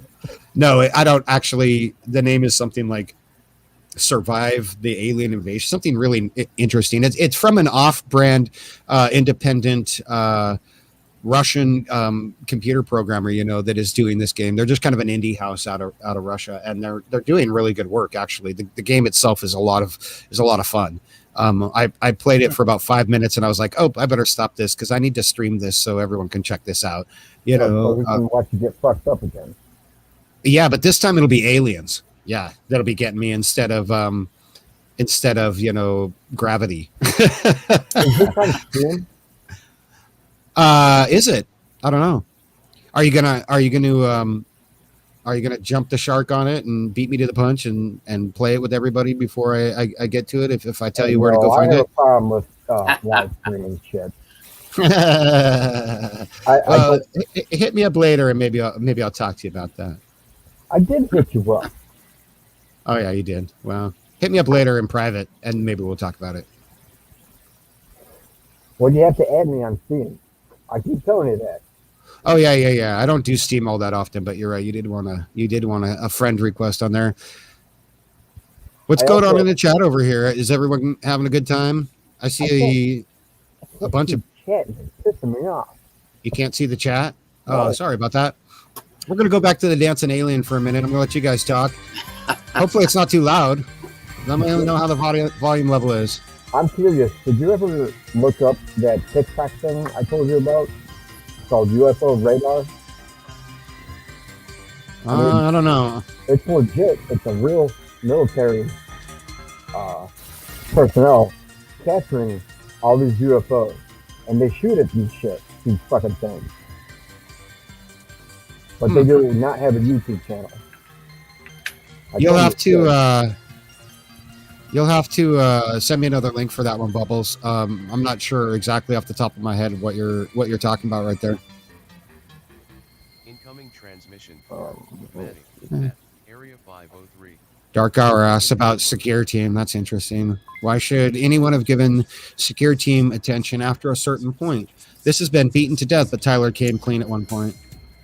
Yeah, I mean, I don't know. Did he come clean? I mean, he took all those videos down about the stuff he said that wasn't true. He didn't, he did kind of come back, and I don't know. Oops. I don't know. Like, I feel like the guy's learned his lesson, honestly. That's just my opinion, Like, I feel like whatever lesson there was to learn there, he probably didn't learn it in the way and handle it in the way that I would have, but it doesn't mean it's the wrong way, It's just the way that he did, Yeah. I technically think that Tyler should work for the government because he's full of shit too. You think he should work for the government? Yeah, why not? No. Dude, I don't know, man. Like, I'm telling you what, like, after he came back, I wrote him an email and I was like, dude, this is time to get in the fight for ufology. And I kind of extended him a personal olive branch, and I took down my videos that were the hatchet job videos that I made about him. And I call them hatchet job videos because they were, and You know, I never enjoyed making those videos. I never was like, oh, this is awesome, I'm getting Tyler. I felt like it needed to be said because there was enough of his fans out there at the time were feeling the same things that I was feeling, that were like, they needed a voice, and they were being shut down by all these his other fans who were like just the blind Tyler followers at the time, you know. And that's right when he first disappeared. And so, you know, like, I knew that I didn't like those videos, and I knew that I was going to take heat. Like, people, it's a controversial subject. When you take sides on a controversial subject, people are either going to love it or they're going to hate it, you know. But I'm not going to fence it. I never have been. I either won't say something or I'll tell you what I think, you know. Like, that's how it is. Exactly. You know. But I did bury the hatchet with Tyler. I did say, dude, you know, like, ufology needs to come together now for this common enemy, which is, you know, Elizondo and the people that he represents. You know, that whole wave, like how they've divided ufology and just made it left versus right versus red versus blue versus us versus them. You know, like, it's the same crap we've been seeing in politics, and I'm just sick of it. I'm like, man, you know, like, leave us alone, you know, like. But yeah, that's why I extended the branch to him. I was like, dude, you know, like, we should all come together now. But, you know, I understand that other people everyone's got their own opinions about, you know, him at that point, you know, like, that's just mine. But to come out and say that shit to you, and you shared it with us, I mean, how low can you get? Well, you know, everybody's human and everybody makes mistakes, dude. What can you say? Yeah. You know, and you know, when I look at like, in all of the depth of what everything that he did, I looked at it, I researched it, I saw it. It was all online, you know, it was public record. You know, like, there's people out there like Onision who are true friggin' pieces of crap that have gotten away with disgusting things and continue to. So I'm just like, no, man, honestly, and I'm not minimizing what Tyler did. He put people in jeopardy himself for certain, and other people as well who may or may not have been around him. You know, like, that's all you can say. You know, like DUI shit. But I do believe I've seen his tweets, and I've seen enough interactions, how he's interacting with people nowadays. I've seen enough to believe that he really has kind of changed his tune. Now, I'm not a mind reader. I can't tell you exactly what, you know, like, he changed or what he thought to himself or whatever. I can only tell you what he's portrayed to the public, you know, like what he's said, you know, and done publicly. And I think he has changed his tune in that regard. I think that this thing was very, very humbling for him. Very humbling, you know, and, you know, I hope that he is able to come back from it, because I don't think he's a horrible, evil, nasty person. You know, he was caught up in some stuff, you know, like, he was caught up in quite a few situations and made a few bad mistakes, you know, like, we all make mistakes. I know I've made tons, you know, like, yeah. So, like, you try to learn from him to move on, you know. I'm going to try that link again there, Dark Hour, and see if that works. Somebody had said that they weren't able to connect. I'm not sure why they can't connect. That's the link right from StreamYards. Can either one of you put in the private chat of StreamYards? I'm trying to. What's that? Of the link where all the chat is happening, because I can't get it to open. You probably don't want to have that open anyways. If you want to be in StreamYards, you don't want to have the YouTube chat open at the same time to see the text chat. In StreamYards, you should be able to see it. Yeah, but I can't chat. Yeah. I can't even see the chat in StreamYards. Yeah, I can on the computer. Are you guys on tablets? If you're on the computer, you should be able to see it should say on the right, there should be something that says private chat, which is a chat for the backstage room, and then there should be a public chat or comments on the top where it says comments. So click comments, and that takes you out to the top one. We got it. I can see everything. What I'm saying is I can't post any comments. Yeah, click on the comments section, Bubbles. Oh, this is irritating. I don't know, man. I don't know what you're saying. Sorry. That's why I don't do tech support while I'm doing a live stream. I can't do it. Your tech support.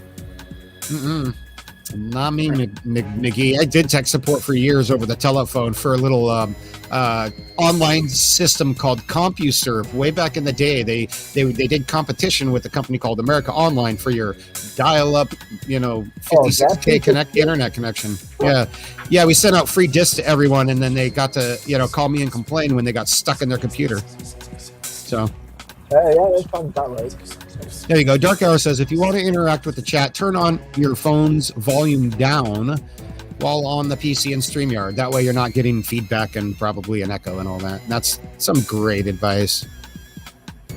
Yeah, Michael, I'm sorry if I ever sent you a CD or a disc that got stuck in your computer, man. That's truly not my bad. Hate the player, or the game, not the player. Oh, that's a slick shit. That's a pimp shit. Only Manny can come up with that shit. I'm going to kick this over to the video for just a second here. We'll take a quick break. I need to fill up my water bottle. So we'll pop this off real fast. Go to the full screen mode. I don't even know what that means. Look at that. You guys are still in the stream, IR and Bubbles, so they can hear you. So if you want to mute yourselves, feel free to go ahead. I'll be back in about 2 minutes or so. Thank you all for coming by for the premiere and for the live chat. I have no idea how many people are here. I could be talking to no one, and I am just fine that way. I don't care. I told everybody when I started this channel, I said, I'm going to treat my channel when I have 2 subscribers as if I have 2 million, and that is what I have done, damn it. So that's what I'll continue to do. And I will be right back to continue to do it with you all. See you soon. All right, DHP. My phone is dead, so I don't know what you want me to do. Well, I've been checking it out here, and it's not letting me write in the chat here. I think you got to sign up. It says sign up free. I think you might have to sign up. Ain't that a shit? Yeah. I don't want to sign up But for shit. now I just put on my tab, and yeah, that's one way of doing it. Darko, you're right on the money. Oh my God. Hey, when you get a chance, will you go on to the 50 bill email? Because my phone is dead. And figure out the 6-digit code they fucking sent. I know. I hate pissing off my woman.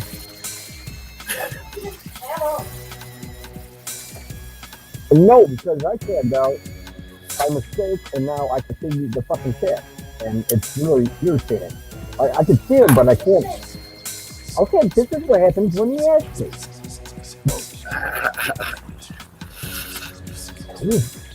Right. So how long you been watching Area 503?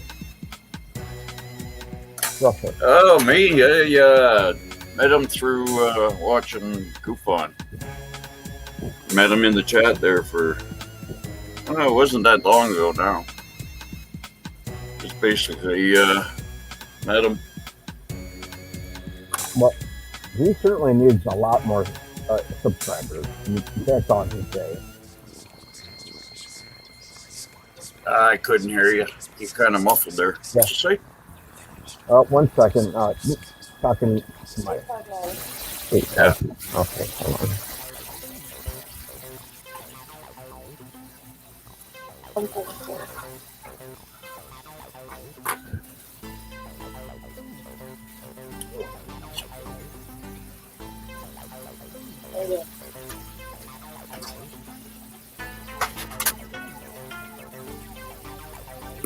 Well, I signed up. I don't know.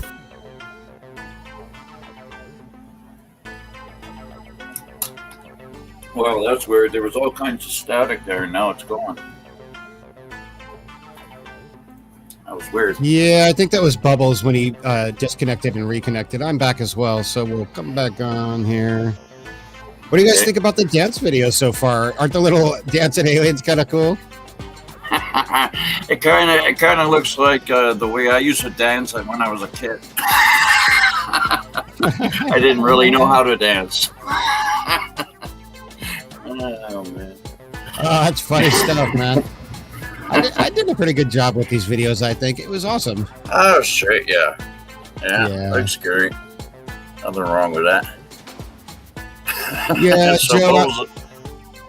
I see Joe said say? something. I want to talk about this real quick, because he was. I think he's talking about Tyler there again, and he's right that he did drag his fans into it because he made some statements that were pretty, that were kind of geared towards his fans and trying to motivate them to get a certain opinion or to do something or to tweet or whatever, and that's the biggest gripe that I have about the whole thing is I wish he would have set the record straight with that, but what can you do? Like when I said that he handled it in the way he handled it, he's him, he's not me, I can't be upset that he didn't handle it the way I did. He's Tyler Glockner, he's not Manny, so there he goes, hopefully he learned, yeah.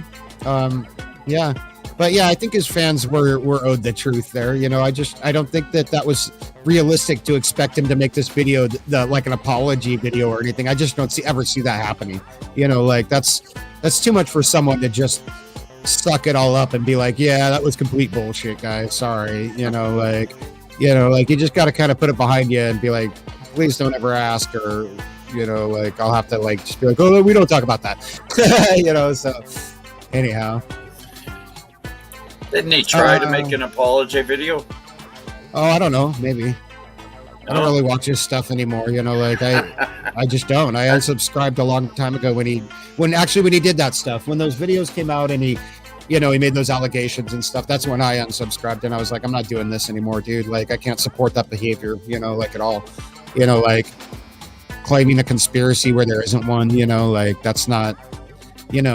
People could have gotten hurt. Somebody could have gone down there to try to rescue their boy Tyler and gotten hurt, or done something that they seriously regret because they believe something was true that wasn't, so that could have gone south so many ways. And thankfully, just knock on wood, thank God, whatever, it didn't happen, and I hope that he realizes how that could have gone way bad.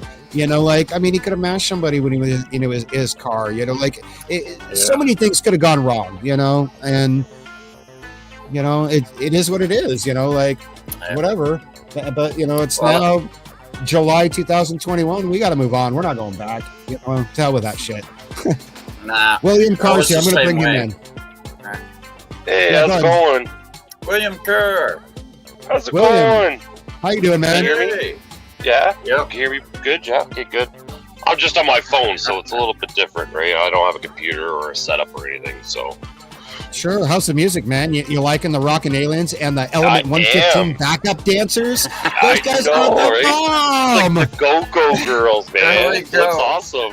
Dude, are they friggin' awesome or what? I was like, I need a name for these guys. And then I'm like, ooh, the Element 115 backup dancers. Yeah! There you go. Oh, man. So yeah, William, what do you think about the 180-day report, man? Did you get to watch that video? No, I didn't get to see the video, but then again, I don't want to see the video because I know it's a disappointment. So I knew nothing would come from it, nothing that's going to happen from it, and it was just a big hype. So no, I haven't seen it. So, as far as what to expect out of the Pentagon doing anything differently, the ultimate difference is that they are in compliance with the mandate in the DIAA 2021, or the mandate to create a UFO investigation unit, which is the UAP task force, and they've named it, and then they provided this report. Now they're done. Whatever was called for there, they're done with. And so they're saying, here it is. That's your official, you wanted it, here it is, and really, there's a letter that's going around where they describe what it means. And it is just a letter to branch heads where they're like, hey guys, this is a UAP task force, report all your UFOs to them, and we're like, didn't they already have this? Isn't this old information? So they already have this task force. And so it's just old information. Right? Yeah, so I'm not certain as to the official date of the creation of the UAP task force. I assume it's right about the same time as ATIP was dissolved or ran its shelf life out or ran out of money or whatever these things work, It's but you never know. I mean, at some point they might have overlapped, and that was kind of a point that I made in my video, is that, this UAP task force is just the official reporting agency for the DIA, or the Defense Intelligence Agency right now. That's the it's always been around. That's what I feel. It's always been there. And they're just telling you now, we got this. And no, you've already had that. Yeah. And that was something that I said too, you know, like, it's like, give us more money and we'll do the same thing we've always done, study UFOs, you know, and protect you from evildoers, you know, like, yeah, but now we want your money now. You could get involved. Yeah. So, but now they're not even telling us about it. You know, they're not even telling us, you know, where they're spending the money. They never will. Excuse me. You know, they never will. Yeah, we won't ever get it. All that we'll get is, you know, such and such is missing from the Pentagon's budget, you know, like they've been saying, you know, and that number will just get bigger and bigger and bigger and bigger, you know. Much better. Oh yeah, like it's crazy. I had my own little thoughts. I was on Rich's show there a little while ago, and I had my own little 2 cents about it and stuff like that. And it was just a big. I have my own thoughts about it, why they come up with it, but you know, I wasn't shocked at all. They didn't come up with anything. I knew they weren't. I knew it. I just knew it. And they did use it, as you saw, how like they can't pass up an opportunity to say something, you know, or to get a point across. So you really got to take it into that context too, you know, like earlier in the chat, I was talking about the coincidence that the reporting date for the UFOs in this report was the same as the Tic Tac UFO. You know, like there's some correlation there, and then a correlation to Lou Elizondo, who's been pushing for this report. That's right. You know, and there's one more thing too. Like, why does Lou still even have security clearance? And he says it so he can keep his job, which is why all of those military types do that, so that they can, you know, go work for one of the contractors at some point. You know, like that's kind of how they do that. But why does he still have that if he's been, you know, considers himself a whistleblower, that he's quote unquote leaked information and is forcing the Pentagon to do all these things that he's taking credit for on all these live streams? Do you want my opinion about that? Do you want my opinion or Well, I have an opinion too, but I'm curious what yours is. So go ahead. Right. So I was telling my cousin, I was on my phone with my cousin about this subject, and I said, you got to watch out for Lou. Because where was I going with that? Damn, I smoked too much weed. So hold on. Damn it. Yeah. So it was about where was the topic again? Sorry. Where were we talking too much weed, man. Yeah, I'm telling you, that's just crazy. I'm sorry about that. There's a brain fart. Here, man. Everybody loses track. Yeah, just go ahead, and I'll remember. Just give me a second. Now, what were you talking about? Well, about Lou and about his association. Security clearance. His top secret clearance. So I was saying to my cousin, I was like, so, like, do you honestly think the government would let Lou do what he's doing without repercussions? And if it's not happening, now you got to question it. Why isn't it happening? So I think it's all FUBAR. It's a joke, 100% a joke. He's a puppet at this point, and this is what it's telling me. It's like, why hasn't the government hushed him? They have the power. They have the people. Oh yeah. Look at what they did to Snowden. Look at what they did to Chelsea Manning. I mean, you know what I mean? Yeah, look what they probably did with the average Joe. So this guy is apparently coming forward with all this information, classified stuff. Do you honestly think they'll let him do this? So there Absolutely is So there is something there, and don't believe this guy, because he's throwing the ufology for a loop. Because we're getting too close to something by seeing these crafts, so that he's trying to mislead us. In that aspect, showing us bogus images, and that's my opinion. You know, other people might think otherwise, but I think they're bogus. They're not what they are, and that's his job, and he's doing it very well, and he probably gets paid a lot. So yeah, I agree with you, dude. He is doing his job very, very well. This guy is one of the most media. Yeah, like he's not even going to the small channels because nobody's watching those small channels. He's getting to the media. He's getting to the people that are gullible right now because they don't dabble into the back curtains of things. Like, you know, your show, Goof On Show, Third Phase Moon. It doesn't matter. Secure Team 10. It doesn't matter. I know you were just talking about it. But, you know what I mean? So even though with these channels, big channels, he's not getting into them because he wants the mainstream. He wants the gullible people that don't understand him. Right? Yeah, he And that's definitely how wants people who don't know what he's up to or who don't see through him, you know. But even if Lou was selling me a car, or even if Lou was like a waiter at a restaurant, I'd just be like, no, I want a different waiter, man. Like, sorry, this guy creeps me out, man. Like, he's going to try to sell me some rancid steak and tell me it's filet mignon. You know, like, I do not want this. Like, there's something off about this dude, you know. And you know, I've heard enough of those interviews. Like, I played that clip in the video where he talks about destroying human lives in the name of national security.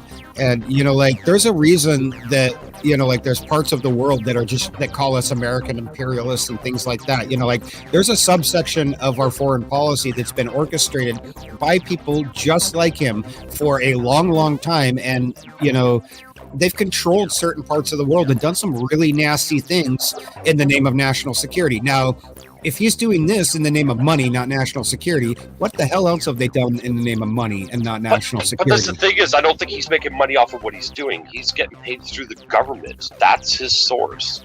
But he just said, right there, he's working for the military-industrial complex. He's working for. That's right. He's like, yeah, he's not lying. He's telling the truth. But the lie is what he's portraying and why he's out there. So he's trying to make people look over here instead of over there. He's trying to make pass secret patents and, you know, get another faction to strong arm our president, maybe to drop a missile treaty or something like that at the same time, you know, like, or start a war in a country that doesn't need one or things like that, you know, like. Yeah. Don't worry what's going on over here. Like, over here is all boring. This is all lies. Look at my stuff. Look at what's going on over here. This is what's happening. Never mind the record heat waves and the viruses and the, you know, the everything else, the carbon levels and things like that. You know, just be worried about those evildoers that come in the night, leave a flaming bag of poop on your porch and light it on fire and ring the doorbell and run away. Beware. Yeah. Live in fear. Beware, man. Just beware. That's all I say to people who are listening or will listen to this. Beware of him. He's misleading us for a reason. Yeah. It doesn't make sense to me. Like, there is no, like, unless he comes up with a movie or a documentary, maybe then I'll understand. But he's not. So what's his goal? Like, why is he doing this? He's going to run for Congress. He's trying to, but he's also shifting an agenda. I mean, he's very good at what he does. You know, he infiltrated a ufology community and went right to the top. Like, and as far as like if you think of like, it was like Corbell, wasn't it? That made him to the top. It wasn't even him. It was. Oh no. He was well to the top before that. He was well on his way before that. You know, like it wasn't all Corbell. Like, and Corbell only had like 30 or 20,000 Twitter followers before he got a hold of all this. Well, he has, you know, like Corbell interviewed Richard Greer, didn't he not? I don't know about Corbell interviewing Greer. He had he did the documentary associated with them, right? He had done the documentary on Bob Lazar, and before that he had done a Skinwalker documentary before that, and for a few years before that he worked on a History Channel. I think 2010 maybe. He worked on a History Channel show, one of their UFO shows. You know, like so. People know him though, like know of him because of that. So maybe he just ran into Lou, and Lou had this story because the military wants to get involved, and so Corbell just kind of okay, this guy's gonna make me millions. Well, Tom DeLonge took off, and he was their media guy, like, and he's off doing Angels and Airwaves with all. He got his little chunk of the pie, and he's like, I'm out of here, right? You know, like so. They needed a replacement. I think that's why they found Corbell, you know, right? But I think so he was stepped in there as a mole. The government kind of like pushed him out there, right? Maybe, as a mole. Maybe I don't know. Well, we don't know. That's the thing. The only person that will know is Lou or Corbell. Yeah, or their handlers or whoever's paying the bill or whatever. That's right. They would know. Yeah. So, and they're not talking, so. Yeah, none of them are going to give it. And when they are talking, they're lying. You know, like, how do you know a spy is lying? He's speaking. You know, like, that's the truth. Yeah. You know? You guys remember that movie with Robert Redford and Brad Pitt in it called Spy Game? Yes. Yes. I mean, like, if you want to know Lou Elizondo, just watch that, and it'll just sum him up to a T. There's another one that's called Lions for Lambs, you know, that's got, God, who the hell was it? I can't remember who's in that, but the names of the actors and actresses. But it's another story that's similar along that about what these people are capable of doing, you know? And so... yeah, it's pretty close, man. Like, it's crazy. right? How they get involved and and bend the truth and just to play on their own. Like, I don't know what they're trying to do. Really don't. Right? Yeah. It's crazy. I'm curious. I am real curious what Lou did in Afghanistan, Iraq, and what he did at his. He's throwing around the term Guantanamo Bay, but does that mean he flew by there once and had dinner in the fucking, in the commissary and took off? While they were, refueling a jet, or did he work there for 20 years? What does it mean? You can't. He'll never tell you. He'll be like, that's classified. I'm like, well, then why the hell are you trying to drop it and talk about it? But right. As far as I understand, that place was no source of pride for our country. You know what I mean? Like that, the jail and things that were going on there during that time frame were things that brought us a lot of shame, or at least me personally. Right. As a citizen of this country. I feel that you're not alone in that feeling either, right? Yeah. Like, there's some stuff that was going on there, and and I just, if he had involvement with that, that's enough to make me look at him sideways and be like, well, okay, well, we're gonna have to verify everything, But then you go to like somebody like Corbell, and that's what racks my head, like when you make a documentary like he made with Bob Lazar, and you put certain things into a film and you release it to the public, you're responsible to do a certain amount of due diligence, or you can be held liable in certain ways, not criminally liable, I don't think, unless you're like intentionally trying to smear someone or something like that. But like you can definitely lose your right to produce things, or your licenses or things like that you might have as a journalist, I would assume. But maybe not. Maybe they don't have any. Maybe just anyone can say, I'm a damn journalist, and put out a movie that says the world was made in 3 days when I snapped my fingers, and it's up to you to believe it. But there used to be a time in reporting where people wouldn't report something. If you couldn't vet something from multiple sources, if you didn't have documents to support your evidence or your conclusions, you just didn't print it because it was your ass. Nobody would believe you after that, It's a different world now. It's different. I guess now. so.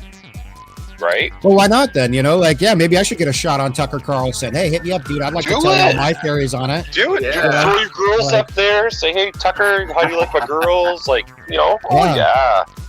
I got my dancing aliens. Right. Tucker ain't got nothing on me, man. No, nothing. What's he gonna do? Look at me and go like, are they real? We should be concerned to give you that dope. I can't even do his dopey look. Like, I'd have to be on Prozac or something to give you that stare that he gives you. It's like, he's got two looks, and then the other one is like confused, like he's just offended that this kid, it's like confused, like, I can't even do it. But they're all the same, man. Just reading the damn teleprompters, man. You know how it is, dude. They're just like, okay. Whatever you say, Mr. Murdoch. Whatever you say, Mr. Bezos. Whatever you say, Mr. fucking, just sign my check. Anyways. It's crazy. Like, and I'm in Canada, and it's not any better here, man. Just with conspiracies and like cover-ups and shit. Like, we're just as crooked as you in the States, right? We have stuff going on, and government spending money that he shouldn't be, and you're all crooks. Right? It's bad. It's just when you get that much power, like you probably change as a person knowing that you have that much power, and that maybe this is it. Like, the real wealth is in nations. Like even Bezos is not nearly as wealthy as some of the poorest nations on the planet. You know what I mean? Like, it's just the real wealth is in those nations, and that's where the political parties fighting over what basically amounts to fighting over the budget every 4 years, or the right to write the budget every 4 years comes to. Right. Because when you get to write the budget, well, that's all the power. Right. So I mean, like, it all just comes back. It's that catch-22, the old snake eating its tail that'll just keep going in a freaking circle till end of times, or we say we need a different system. We're gonna have to try something different. Right. But good luck with that. See how that works. Maybe this is what they're pushing for. One world order. They're trying to get all the worlds around just to unify it as one. Well, right? we have a one world government. The United Nations, they're just fighting now to keep it from a one world economy is what they want. They want to keep everything compartmentalized so that the rich can stay rich and the poor can stay poor. That's what moving the assets between the countries, like, I had this, I was talking with a family member the other day, and I was like, do you feel like you're financially secure?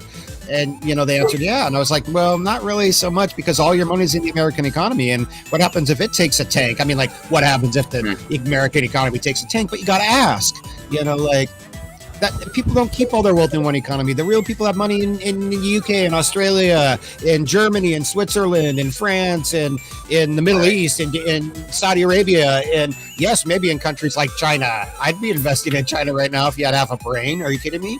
You know, like they're doing some stuff, you know? So like, you know, the real wealth comes in playing that global economy. But the strength of the global economy is that no matter how bad it is in certain places, global recessions, as I call them, are not truly global recessions. If there was a global recession and you had a one world, you know, a standard euro kind of, so to speak, for the world, it could just tank and everyone can lose their shit. And the powers that be don't want that, because then they have to admit that capitalism doesn't work. Maybe somebody's pushing for a new power, though. Maybe somebody in the back is wanting this all power. So maybe it is like a push for something, but these higher powers don't want it. You don't know. No, they don't. They don't, because they'll lose their power. They'll lose their control. Yeah. You know, all the old systems need to go away. It's the same reason the oil industry doesn't want to, you know, get phased out, because they consider themselves an oil industry instead of an energy industry. You know, if they could do that, then they would never. If you consider yourself the energy industry, you're never going to go anywhere. Human beings always need energy, you know. But when you lock yourself into just one thing, you're kind of screwed. What are you saying, Bubbles? Go ahead, man. I thought you weren't into conspiracy theories, like the New World Order and that shit. I'm not. I'm talking about the United Nations. Are you out of your mind? I'm talking about the League of Nations. It's been around since the 1800s, right? I mean, the late 1800s. Yeah, I'm talking about the United Nations. When I say that there's a one world government, it is the United Nations. They are the one world government. I think there's only 2 or 3 countries or territories that do not subscribe to them, and that's generally, I think, because they won't let them in because they don't agree to play by the rules. You know, like pretty much everybody's represented there. So when the aliens do show up, we are represented by one world government, believe it, and it is the UN. It's already there. I mean, like, what do you mean? How is that not the one world government? I mean, the League of Nations from the late 1800s is the same thing, 1898 or whatever. I think they were created, but they started it back then. Yeah. What were you going to say, Bubbles? I just thought you weren't into stuff like that. That's all I'm saying. Like the talk about, like discussion about. Yeah. I don't mind talking about history. I mean, the League of Nations and the United Nations are not, and political science is not a conspiracy theory. It's a fact. No. It's a science. I mean, like the history of the United Nations is available for anyone to look up on the internet if you want to go look it up. I mean, like, it's not, I'm not talking about the Rothschild having a secret fucking Antarctic base with Hitler and the fucking people from planet Zenitwab. You know what I mean? Like, no, I mean, I'm not. I'm talking about the United Nations here. I think there seems to be some conclusion or some confusion. I'm not talking about anything like that. I'm talking about, I'm just talking about the United Nations. It's right there. You can go look it up and see what the history of it is. All right. My fault. I popped back in, and all I heard was the NWO. That's all I heard. I hear you. And I'm glad you asked that to clarify, because I'm not trying to talk about conspiracy theories. I'm talking about world history here. You know, like it's there. We have the one world government. Everyone signed on to it. You know, you can say that it's not, but it is. It's there. It's been there. You know, like nothing happens truly without, I mean, like, yes, countries like us can do things that the UN tells us not to, like go to war with Iraq and Afghanistan. We did it. You know, like, but that doesn't mean that that's not still our official one world government. We still have one. We just chose to ignore it. And because we're a superpower, what are they going to do about it? I mean, we got the nukes, man. And that's what's scary. The superpowers are pushing the buttons. They're the ones. Right. It could be like a WWE entertainment, thing where they just push the buttons. They just say, okay, US, you're going to start now attacking this person. Well, why? Because that's just how it has to happen. Yeah, let's go to the chat here for just a second, guys. Yeah, Dark Hours said to tell everyone what we're listening to, and I should, because this is, if you didn't catch it, this is all music that I made and dance videos that I made to go with the music that I made, you know, and just kind of share it. You know, like this one here is a Mars video that, let's see, I used clips. This actual clip right here is from an Ingenuity test flight. So that's actually Mars right there, from the helicopter being filmed. And in the next clip, obviously, there will be some other CGI stuff, and I put a little alien at the end. But I was trying to tell a little story about how I think Perseverance and Ingenuity are going to find alien life on Mars. They're going to find it. Oh, most certainly. Yeah, I do. I think that, I mean, that's their sole mission. What type of life are you thinking? They might find something like tardigrades if they're lucky. That's my best case scenario, is something like that. But most likely it'll be some sort of microbial, bacterial life that's in some sort of soil, and it may have been something that comes from another planet possibly. But there are a lot of things that could exist there and just chill out under the surface there and hang out, and they're going to try to find it. But there's, you look at the planet and it's not too hard to exist or to see and envision that there was life there at some point. This obviously isn't real because that's not what Earth looks like from Mars, and there's no plants on Mars, but right. But these little videos that pop up, I love them. I think they're great. There's a different one for each video, and I think they turned out great. Give you something to look at. You got my foot tapping there, man. Can I just suggest something real quick? Dr. R says that when we find tardigrades on Mars, he wants to dump them in tempura, fry them, and eat them. Is that what you're saying? This little tiny baby shrimp. I don't know, man.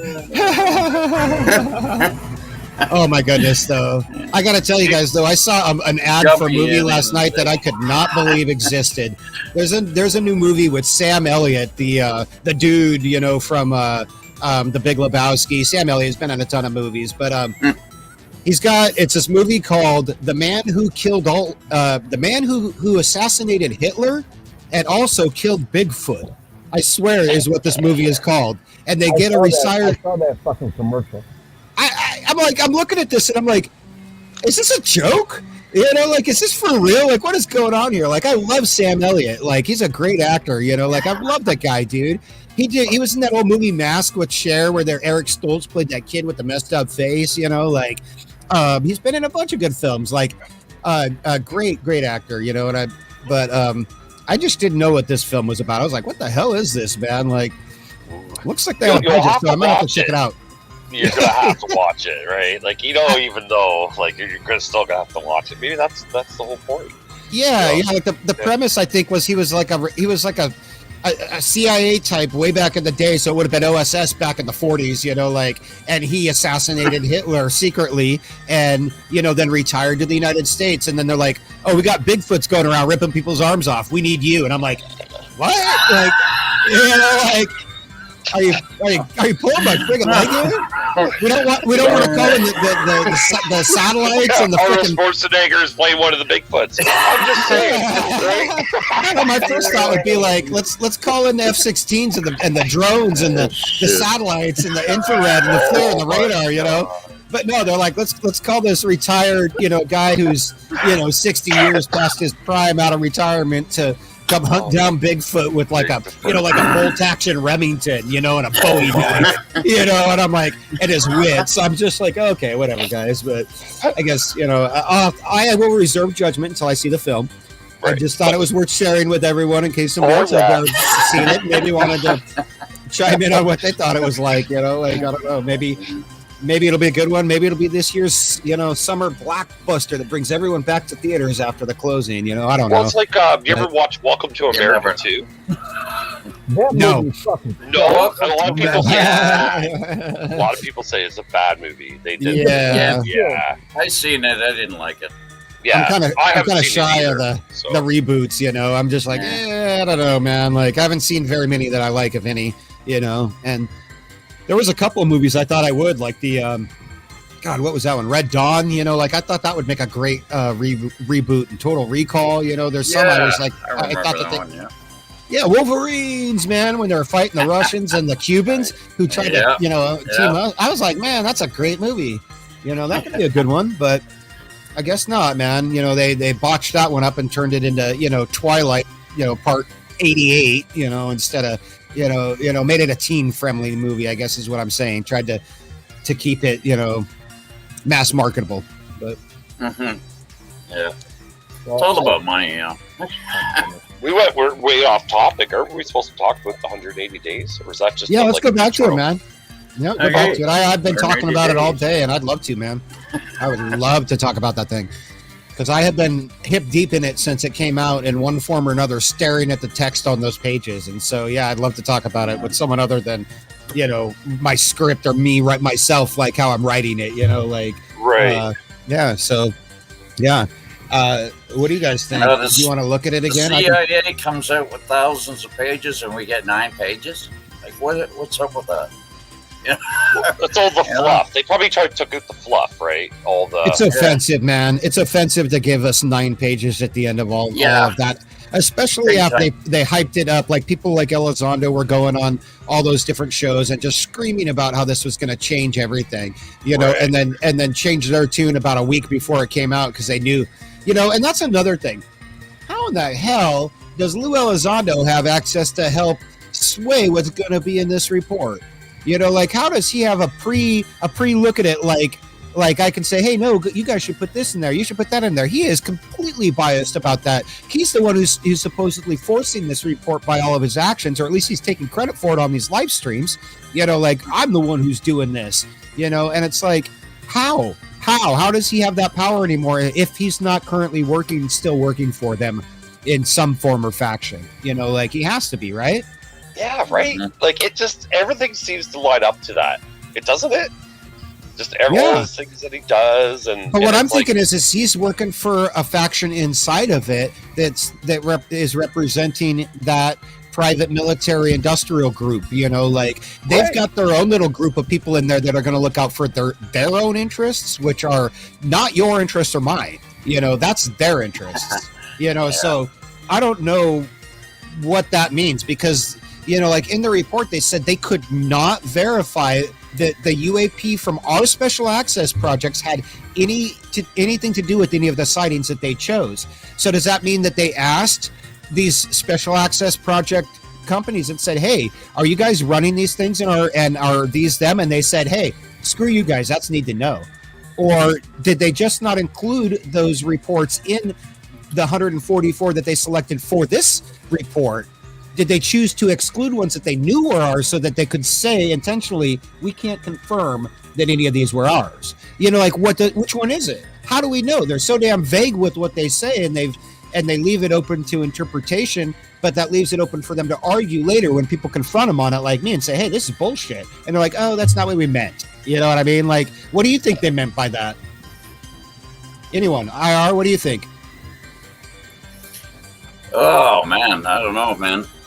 I'm in a daze right now. What were you saying? It's all right. What do you think, William? So, sorry, I was the wrong person to ask the question.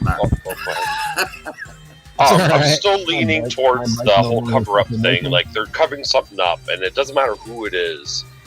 So being vague with their comments, they're covering something up. There's something. It's just. You're right. It's like it's so vague. It's too vague. It's like, okay, so now what are they hiding now that they don't want to say? And I'm leaning towards they don't know nothing. I've said that on Rich's show. They don't know nothing. And they're portraying as they do know something. So when they use these vague words, you're thinking maybe they do know something, but they're not telling us. But reality is they really don't know, and they never known. For thousands of years, they've never known, and we just accept the way what they are, and we can't do nothing about it. Yeah, right. We're just, and some crafts have dropped, and we probably have studied them, and that's the information we want. But they just still don't know. Like they don't know. Yeah, they can't confirm it. That's for sure. They can't say beyond a measure of a beyond any sort of certainty. That's what I take from it. They're saying that they just literally don't know. Like they just. Bubbles, what do you think about it, man? Begin download. What happened? What do you think about the 180-day report? And do you think that Lou is do you think he's representing a faction inside the military, or is he actually working for the Pentagon, or is he? What do you think about Lou Elizondo in general? Who do you think he's? What's his angle? Oh God, I'm so high for this. Don't laugh. Really? That's all right, man. It's all right. So what I mean. I see Game Vets in the chat. Dr. Z Smith is here. Joe Finney's in the chat now. Mike Picasso's joined us. Who else is up in there? Mistio Dragon's still here. I'm just giving a shout out. Off-World Adams here. Let's see. Dark Hour's still up in there. Dark Hour did ask you. I saw Captain Corrosive earlier. The voice of the Area 503 computer, if you don't remember. I think the Unknown was here. Rick was here a little bit. We got a bunch of people hanging out. Can somebody shut him up? No, nobody can shut him up. Nobody. What? It's impossible. Well, people were asking what type of music it is that you're listening to, and DHC wanted to have you tell them how you made this shit. Your own personal song.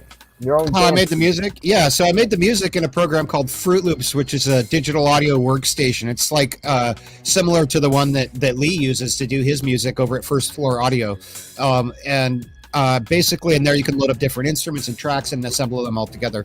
So these are all different songs that I've made here. And then of course the videos are all videos that I've made in Filmora, which is my editing program with animations that I've done in After Effects. And Filmora. I do a little bit of animating in Filmora as well. But they're all original creations, something to just throw on and loop in the background while we're doing something like we're doing now. It's something to just kind of soak up the background sound and have your eyes can look at something instead of having to look at this ugly mug endlessly. So they know by cutting that and listen string, to that voice. No, I'm just kidding. He's not ugly. I'm not attacking his looks. You know, like he in some of his stuff, he looks like, you know, come on, it's too cheap. I don't want to go there. Aunt Lydia, sorry. But yeah, let's hear him talk about a security clearance once again, because I think that really does tell who he's working for. When you hear this clip, I mean, it just lays it all out. Yeah, I did not get this clip. Yeah, let me play it again then. This was out of his appearance on TMZ with good old Harvey here. I was told by a senior representative who was in my chain of command that this whole thing was crazy and it sounded silly, and that I better come and talk to him, otherwise it will affect my security clearance. And people are going to think I'm crazy. And lo and behold, it turns out that, yeah, my security clearance is absolutely now being threatened. Have they tried to block you from getting a job since you left the Pentagon? Well, you know, it's a little more sophisticated than that. What they do is they threaten your security clearance. With my background in counterintelligence, as in security and former special agent, that's all I'm qualified to do. So they know by cutting that string, in essence, that keeps me from being able to stay employed. And so that's a very clear way of saying, hey, you better mind your manners, you better shut up, otherwise we're going to shut you up. In my opinion, he doesn't know much. Yeah, I think he's just bullshitting, in my opinion. He stutters a lot, and he stutters constantly.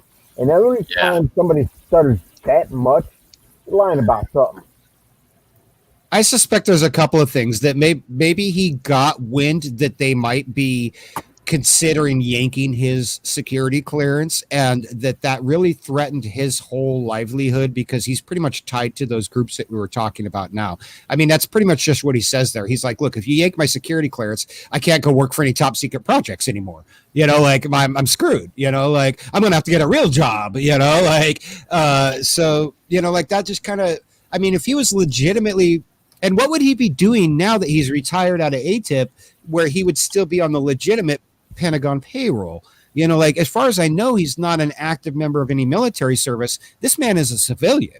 So you know, like he's in that contractor category. He doesn't, I got to say this honestly, I don't know that he's ever been in the military. Honestly, I've heard him say that he has been, or that he's taken an oath, but I don't think he's ever said, I was in the Marines, I was sworn in Fort this, I took my oath, I got my medallion, you know, I was in the Air Force at, you know, I was officer here. I don't think he's ever said anything like that. So I can't say that. He said he took an oath to uphold the Constitution, which a lot of military people say, you know, and I wouldn't be surprised to learn that he was in the Army or something like that. You know, he's got Army flags everywhere right there. He's trying to portray it. If he's, you know, if he's not, I mean, like, what the hell, how did he get his job? You know, but I just haven't heard him confirm that anywhere, you know, so I can't tell you what he did before that. We know he was in Guantanamo Bay, Gitmo. We know that he was in Iraq. We know that he was in Afghanistan. And, you know, like, we can only speculate what that means. But doing what? But during what and when and how long? Did he fly through and have a hamburger at Burger King and take a selfie and then take off? You know, or was he stationed there from day one and was like first boots on the ground and the last to leave? You know, like, what was he? We don't know. You know, like, and he sure as hell ain't going to tell us. And even if he did, we wouldn't believe him unless he had a document to back it up. You know, because that's where I'm at with this guy. I can't. You know, like he said so many things that you just can't take anything that he says seriously because it's, you know, if you listen to him enough, he'll contradict himself. It's not credible at all in any form you look at it. Yeah, there's no credibility there for that, you know, for this guy, you know. I mean, and I'm not talking about Harvey. I like Harvey on TMZ, man. That guy's cool. I'd have a beer with him and I'd be like, yeah, dude, what's up? Let's talk UFOs, you know, like, and I'm more credible than this asshat Elizondo. Yeah, so to me, he doesn't look like a military guy. He looks more like a bodybuilder than a military guy. Yeah. Well, there's a rabbit hole that you can try to go down. Yeah. More not military, but more special ops. Those guys are more of the guys who work out a lot more, right? Yeah, he does look like a lot of those pictures of people I've seen like that pop in with a weird, you know, like an army uniform that just says DOD on the lapel. It doesn't say Special Forces. It doesn't say, you know, Airborne. It doesn't say, you know, anything else. It just says straight up like Department of Defense. And then you see a couple of birds or, a colonel ranking or something. You're like, oh, shit. You know, like, give him what he wants. He far outranks me. You know, I don't know who he is. It just says, you know, Joe, you know, or whatever patch is on it on the way down. You know, but if you can't find anything credential-wise on this guy, that him being in the military, army, whatever, then he's lying about fucking something. Right. You know, like I know a lot of people who have, you know, and I haven't personally served in the military, so I'm real cautious about questioning people's military service since I haven't served, you know, like that's just how I am, you know, like, and I give a huge amount of respect to people who have chosen to volunteer to serve this country, you know, America in general, and for all armed services all around the world. You know, those people aren't the ones who make the choices to go to these wars. It's the politicians and the people way up the line and the people who are controlling them with money, you know, like, but they are the ones who are in the fields dying and getting blown up with IEDs and landmines and on the other side blowing each other, coming and attacking us when they know they're going to die because that's what they're being told to do. You know, like that's all they can do. You know, like it's sad. The whole thing is freaking sad. You look at it all and you think what an incredible amount of a waste of resource, human lives, you know, needless suffering, and then you put a dollar value on it all and your jaw just drops, you know. And the fact that they forced me in some small way to pay for it by taking my tax dollar to fund it makes me feel like dirt, you know. It really does. It does, you know. So like I feel you can agree with me that the government picks fights with, you know, for oil or another country for certain other, you know, iron or coal or whatever the fuck it might be. And we're sending our troops out there to die for the government to get their shit. Yeah. So, you know, that's possible, you know. I mean, here Dark Hour said something that was interesting. Well, he says 80% of the objects in our skies are back engineering and the other 20 are off world. And I assume he's talking about like UFO classifications, you know, and that, you know, I kind of like that number, you know, and I've said the same thing for a while. I'm just like, oh, well, there's some percentage of things that are special access projects and, you know, secret test planes like the X-47B or back in the day, the SR-22 Blackbird or things like that people saw. And they're like, oh, that's a weird plane. It's a UFO. You know, and I kind of like that number. I feel like that's pretty close to the truth, you know, like, but there's got to be some measure of these things that are from off world too. These things that are exhibiting advanced propulsion and stealth capabilities and things like that, you know, like that's not, if Russia had that tech or China, they'd already flown it down our throats and crashed it into something. The second they get it, they will. That's how you know, like, yeah. I mean, they're that aggressive though? Do you think they would do that though? Sure, if they could, especially if they could hide under a false flag attack and say it was aliens, you bet your ass. You know, like, so. Yeah, I don't, like, I think that they've, like, seriously, America's flexed on the world for so long, and just kind of been like, hey, do it our way, or we're not going to give you access to nuclear technology. And it's really been a veiled threat to say, look, we got the nukes and you can't have them, and it's not just America. When I say that, I mean the allies. We're not alone. We have allies, and there's a whole bunch of them. Like, we're all just kind of a group, but there might be another group that feels like it might be their turn for a while, and so if they had that, they would use it. There's no doubt that Russia would use it in some way, shape, or form, probably not to just overtly attack us, but maybe some other way. I think that like they're thinking, yeah, and like they would just flex, like they would just show it and just like. I don't think so. They flex in other ways, like they fly airplanes over us and they do missile launches and things like that. But, like, I don't know. It's hard when you get into geopolitics, and I don't like to get too political, but, this does relate to the phenomenon, and that's why we have to talk about it. We have to go into it a little bit because, politics and how the different nations address the issue does really play into, ufology. You can't, it just does. There's different cultures handle it different. Latin cultures tend to be more open about it, and that's because their governments, I think, are more open about it. They don't really hide it, but that might be because they don't, they're not privy to that top secret information that the top tier allies are. You know what I mean? Like the people who have been here since 46, 47. You know what I'm saying? Bubbles, you might have to mute yourself and go push to talk. Oh, there you go. That's not so bad. It fixed it. So, yeah. So I like that number. I mean, what do you guys think? Do you think that, like, as far as just UFOs go, not as far as airplanes and things like that, do you think the 80-20 is a pretty good mix as far as like things that might be built here on Earth and just unknown versus off-world craft? What do you think? IR? Well, I agree. If it was the Russians or China, I believe they would use it. Okay. Now, if we don't have it, it's got to be somebody else's, right? So, I'm still looking at aliens. Right. So there's that 20%, right? So that definitely could be it. Yeah. Wait, just 1 second. I have to go do something. Please don't remove me. I'll be right back. No, just go ahead and mute your mic for a second, though. Hey, Bubbles, what do you think about the 80-20?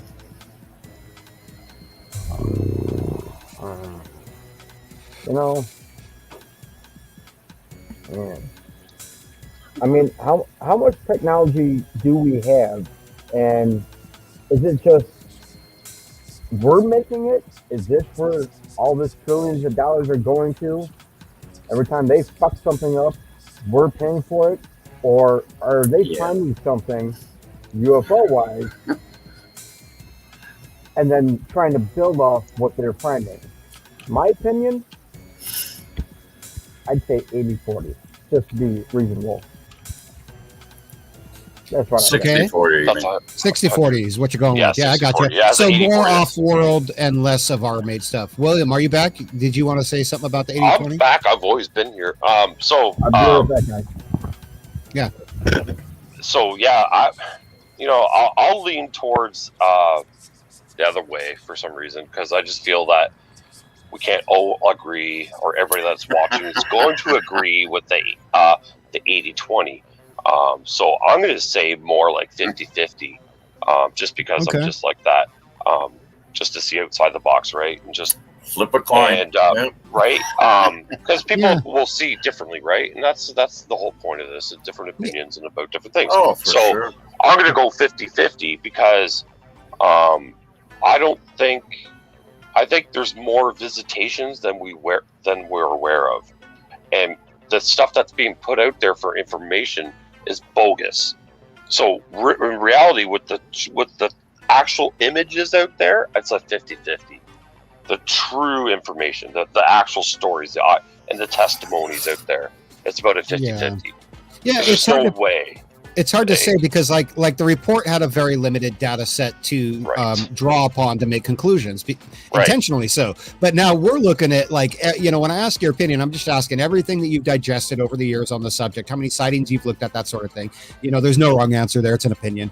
And, everyone's got their own, kind of what they feel, because some people are like, oh no, there's a very, very small number of these things that could definitely be off-world, but I'm kind of the opinion that if even one off-world craft is visiting our planet, there's probably a bunch. The odds of it just being just one or just one species, or there's got to be some kind of blend there. And of course, not all sightings are reported, and we don't know about everything, and we miscategorize stuff.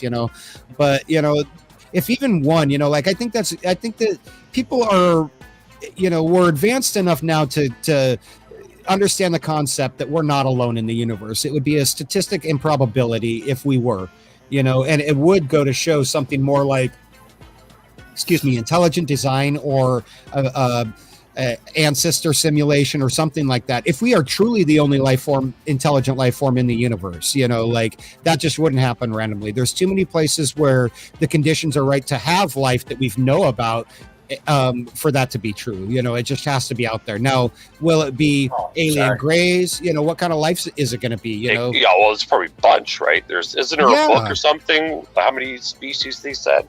I've seen all different kinds, from people talking about different species visiting our planet in the hundreds of different species, but I just want to look at the species on our planet, and you look at the different species of life and the variety of life. We're mammals that walk above ground and respirate in the air, but there are tube worms that can live at the bottom of the ocean with no sunlight inside of sulfuric acid vents, and they still live. There are caves where there's no sunlight, and there's mountains of cockroaches that are living off of bat guano.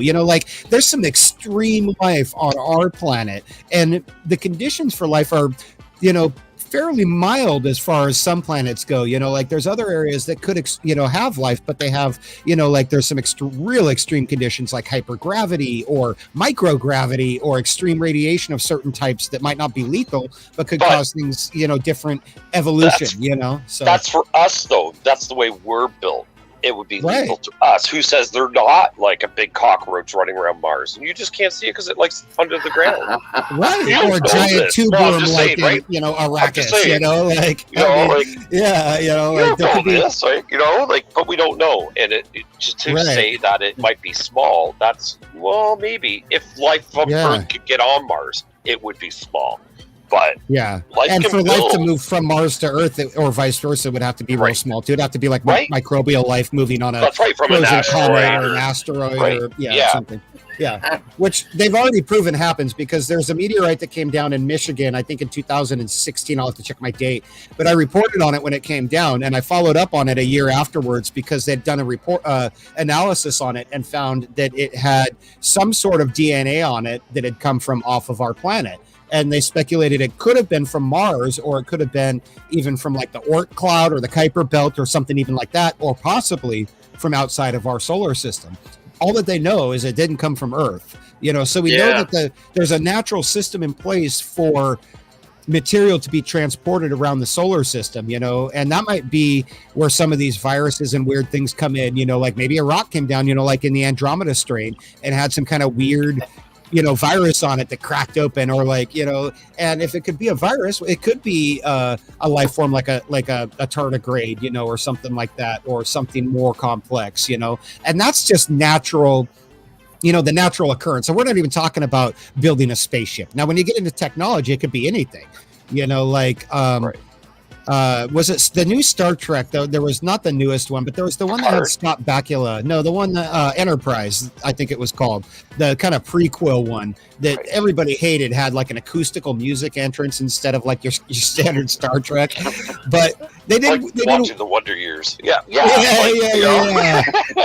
There was one season where they had there was a couple of different aliens. There was a planet that was represented by 4 different unique races of aliens that evolved on this planet, and they had like an aquatic species of intelligent life that was kind of, your closest proximity would be like a mix between a human and like a walrus or a giant sea lion or something like that, and then they had like a different type of like avian life, or something like that. And it was a little ridiculous, but when you think about what they're trying to portray there, they're just saying, look, you're not going to know alien life when you see it. It's going to be so freaking alien. You might not even recognize it, or it might be so similar that you think it's you. You know what I mean? Like, can you only imagine how suspicious we'd be? Like if the UFOs roll up and a humanoid gets out, you're going to want to go rip their face off and make sure there's not a lizard underneath there, like the old V, the visitors and all that shit. Like they're not here to just farm us like giant rats, and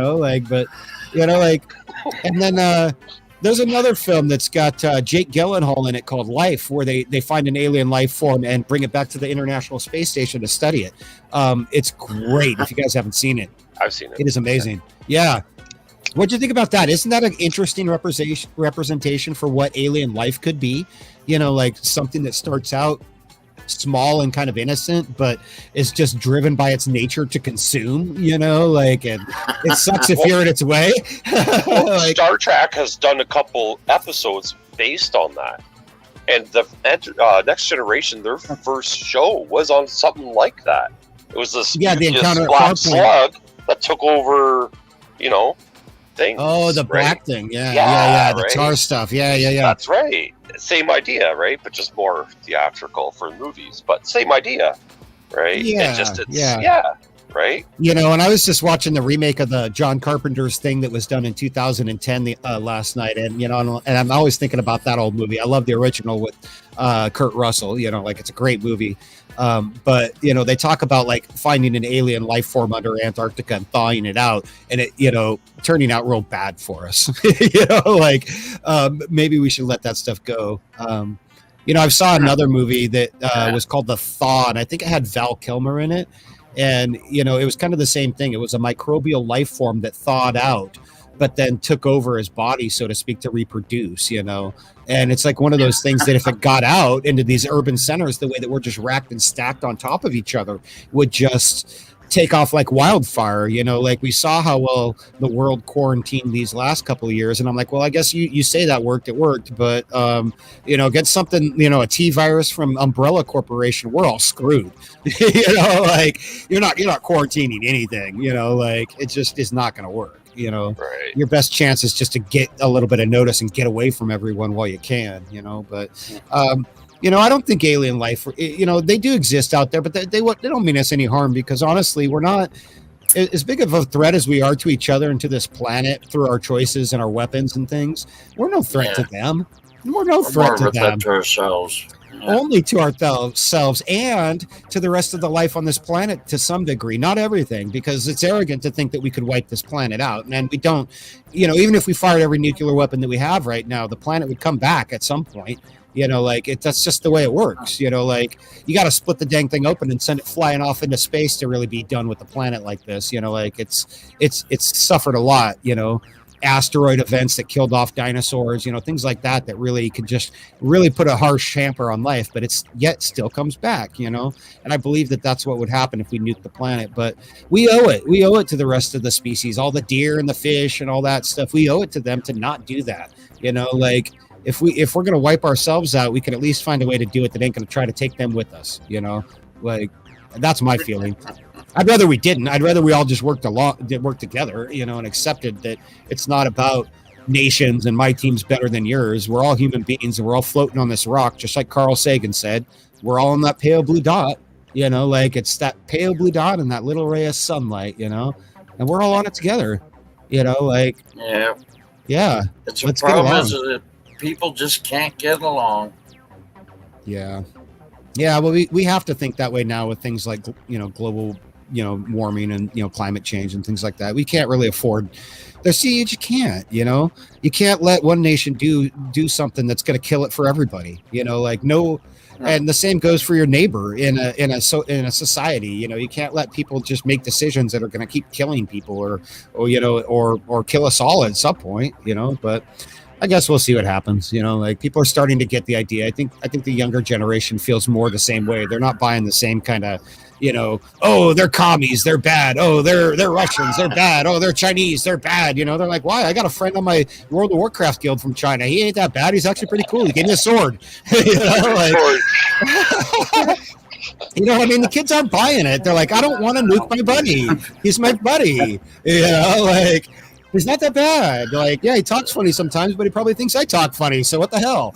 You know, like, you get what I mean? Like, we're all on this boat together, man. Let's try to make the best of it. So, you know, but we'll see. We just got to get the governments to think the same way, right? That's the problem. Yeah. There. The problem is they're led by and, their wallets, you know, so you gotta, and the people who have all the money don't want things to change because that means they don't have all the money and the power anymore.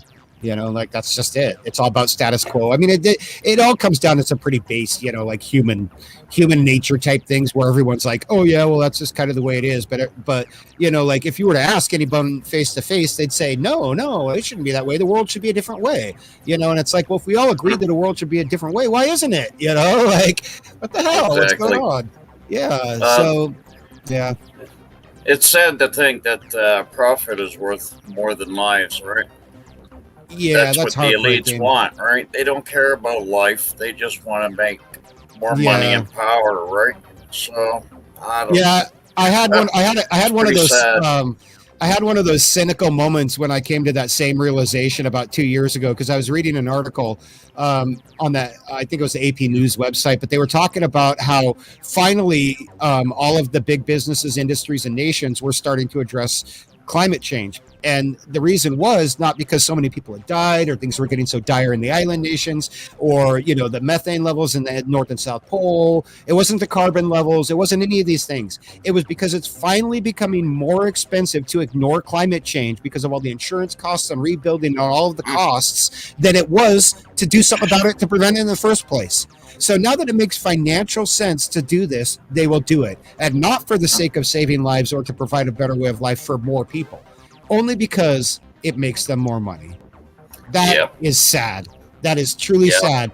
But my cynical moment was saying, hey, at least they're finally doing something about it. You know, I mean, like, you got to try to find how the glass can be half full, you know what I mean? Or the glass, you know, like, you get what I'm saying? Like, I tried to find something there to be happy about because they are at least addressing the issue, you know, but the way, like, to me, that just, I had one of those moments where I was just like, my God, man. And we call ourselves civilized, you know, like seriously, we're talking about colonizing Mars and building a low Earth orbit hotel, but there's still people who die because they don't have health care or adequate nutritional food or, you know, things, basic necessities, you know, like it's sad. It's sad.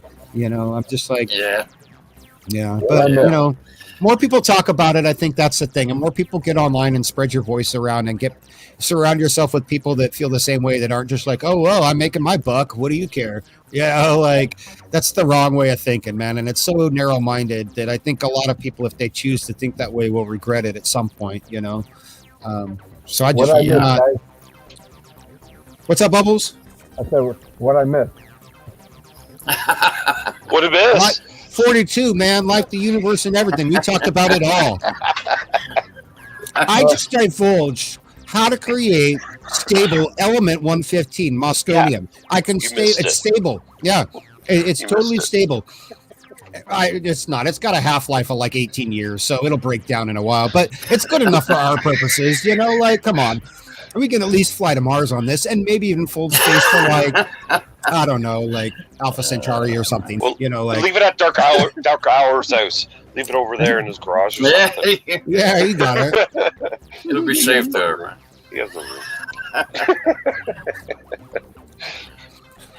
I see the unknowns in the chat now too. Deep Thought has joined us. El Picasso, man, you're gonna have to paint me a mural, my dude.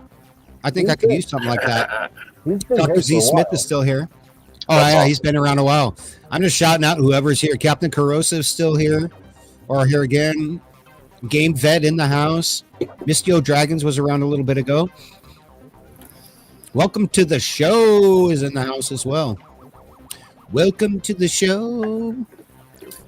My friend. I'm singing that totally wrong. Yeah, I like gabbing. I love talking about stuff and just talking. Yeah, if anybody else wants to pop in, I'm going to drop that link one more time. Yeah, we're just hanging out on the Saturday night, talking about the 180-day report, UFOs, Lou Elizondo, hell, whatever y'all want to talk about. Politics. What's your favorite UFO? What's mine? How about Have you that? seen a UFO? Yeah. Have you seen one? Me? Yeah. Oh, I look at my channel. I'm an orb guy, man. I seem to find orbs. Orbs. Yeah. Have you? But you've seen through your, not through a phone or through a camera. Have you? No, I actually filmed it. Yeah, I filmed it with an infrared camera. It's on YouTube there. If you want to check it out, just go check out IRFL. I think it's I on have. there, man. Yeah. I think I'm subscribed to you. Yeah. But I have seen a drip shaped craft. You ever hear about that? A drip shape. Yeah, like a tear shape, like a drip. Oh, okay. Oh, nice. Yeah, right? teardrop shape. Huh. Yeah. Yeah, and so I've seen it back in 2014, I believe it was, and it was low to the sky. Like it was pretty low, and it changed my way of thinking about things. Big time, right? I didn't have my camera and stuff like that, so all you have is my word. And so I'm saying now the only image I found that even remotely looked like that was this old painting, Catholic painting. And that's where I think the Catholics are involved in all this, how they, and stuff like that. And this 180-day thing, I was hoping that maybe they would disclose something about the Catholics. Maybe that would have been cool, because I know they're involved in some way. And these Catholics have seen these crafts, so they may worship them, right? Back in the day. Oh, that's an interesting thought. That's a good right? And because they're in the paintings. And so it just boggles my mind because I know what I've seen, and I know what people see in the States a lot is TR3Bs, and the saucer. I've never seen a saucer. I've seen a drip shape, and I still yet hear like a testimony from somebody saying seen the same thing. Nobody has yet. Third Phase had a screenshot of Google Street View and I've been still trying to find that. They have a massive database. But somebody's captured that image, right? I'm still trying to find it, and that's only 3 images I found so far. And I've been around for quite a while, and I've heard like a lot of stories and stuff. And there's only 3 images of this craft. No, so, and I know they're out there, and it was low. So yeah, right.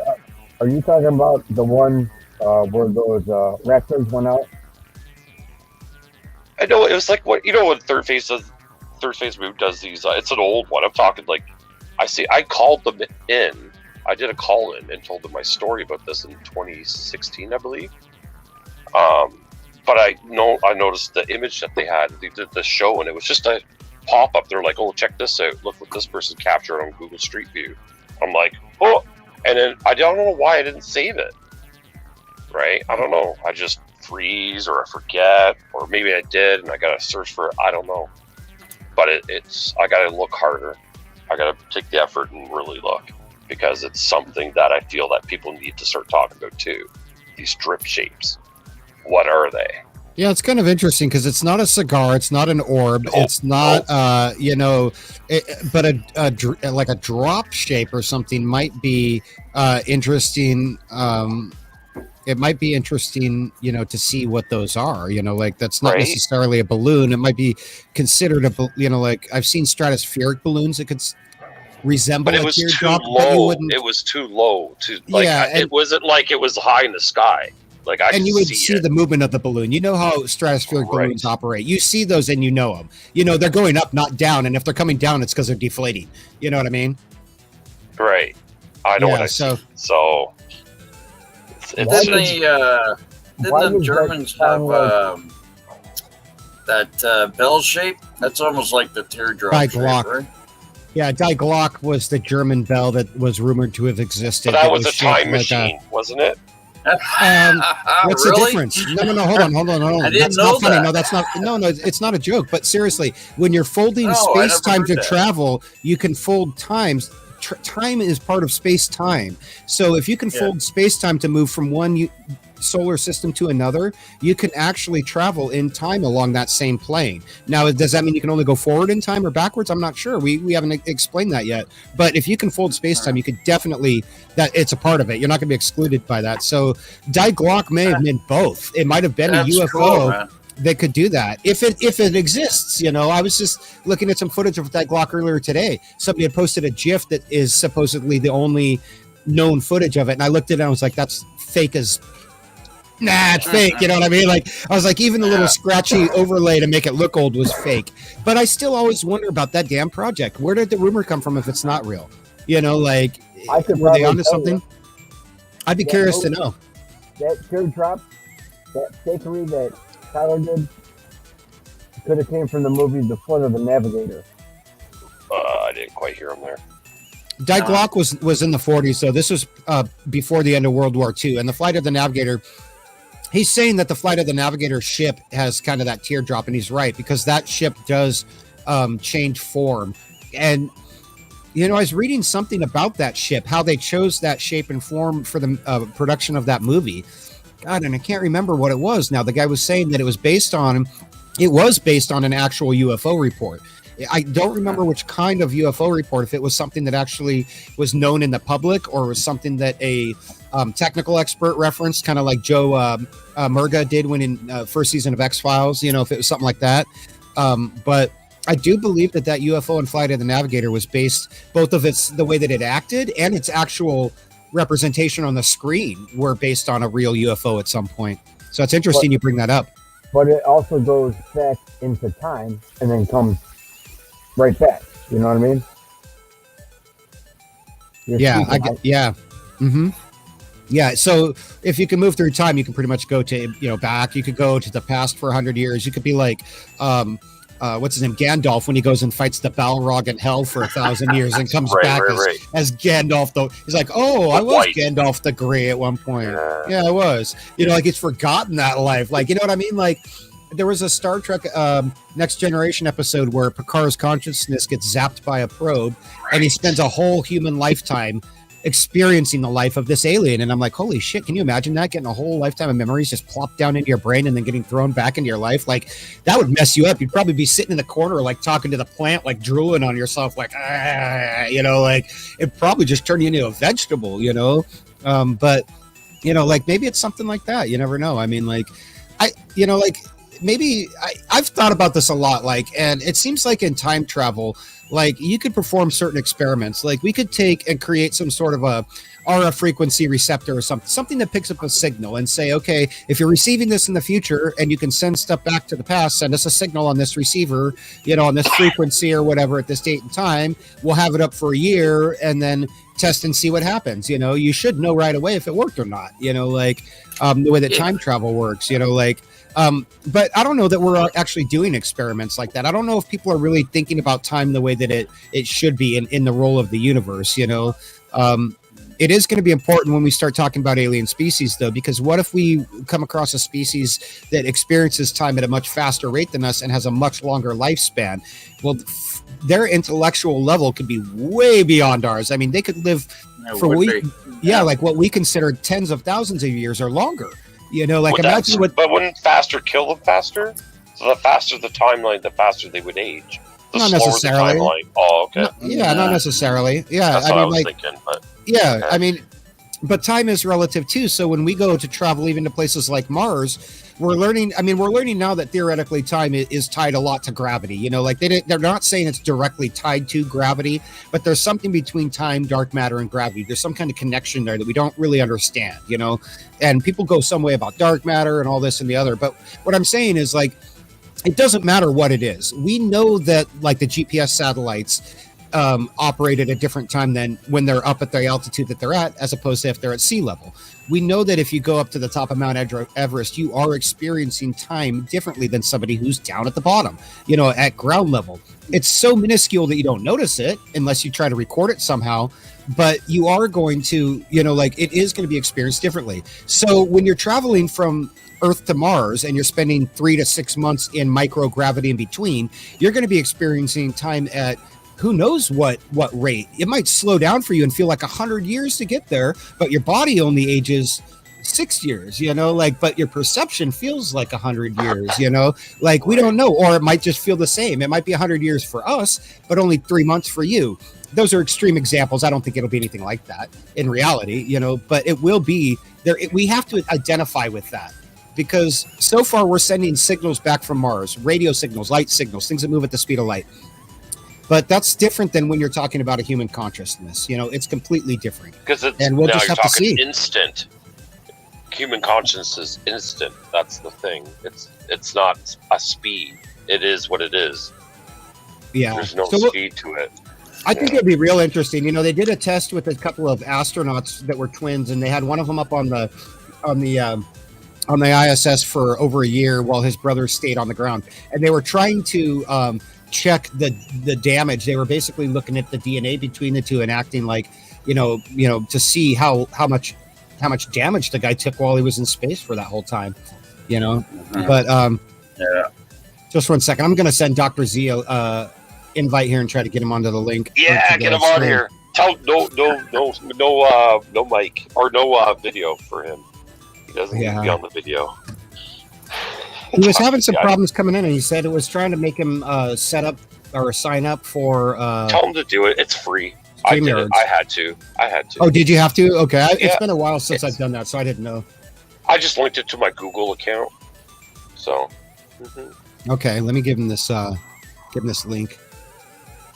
Dr. Z, if you're listening. A lot. I chat to him quite often. Him and I on Discord. So. Well, then that might be it. I don't think this link's going to be any different. I think he's going to have to sign up for StreamYards. Yeah, it's free. They don't charge you for it. Yeah, it's probably a spam and a privacy thing, which I totally get. Hey, getting back to that time travel there, I watched a video there that I was talking about how with our technology today, they're basically saying that when it comes to the technology, the only way we're going to be able to move through time is forward and not reverse.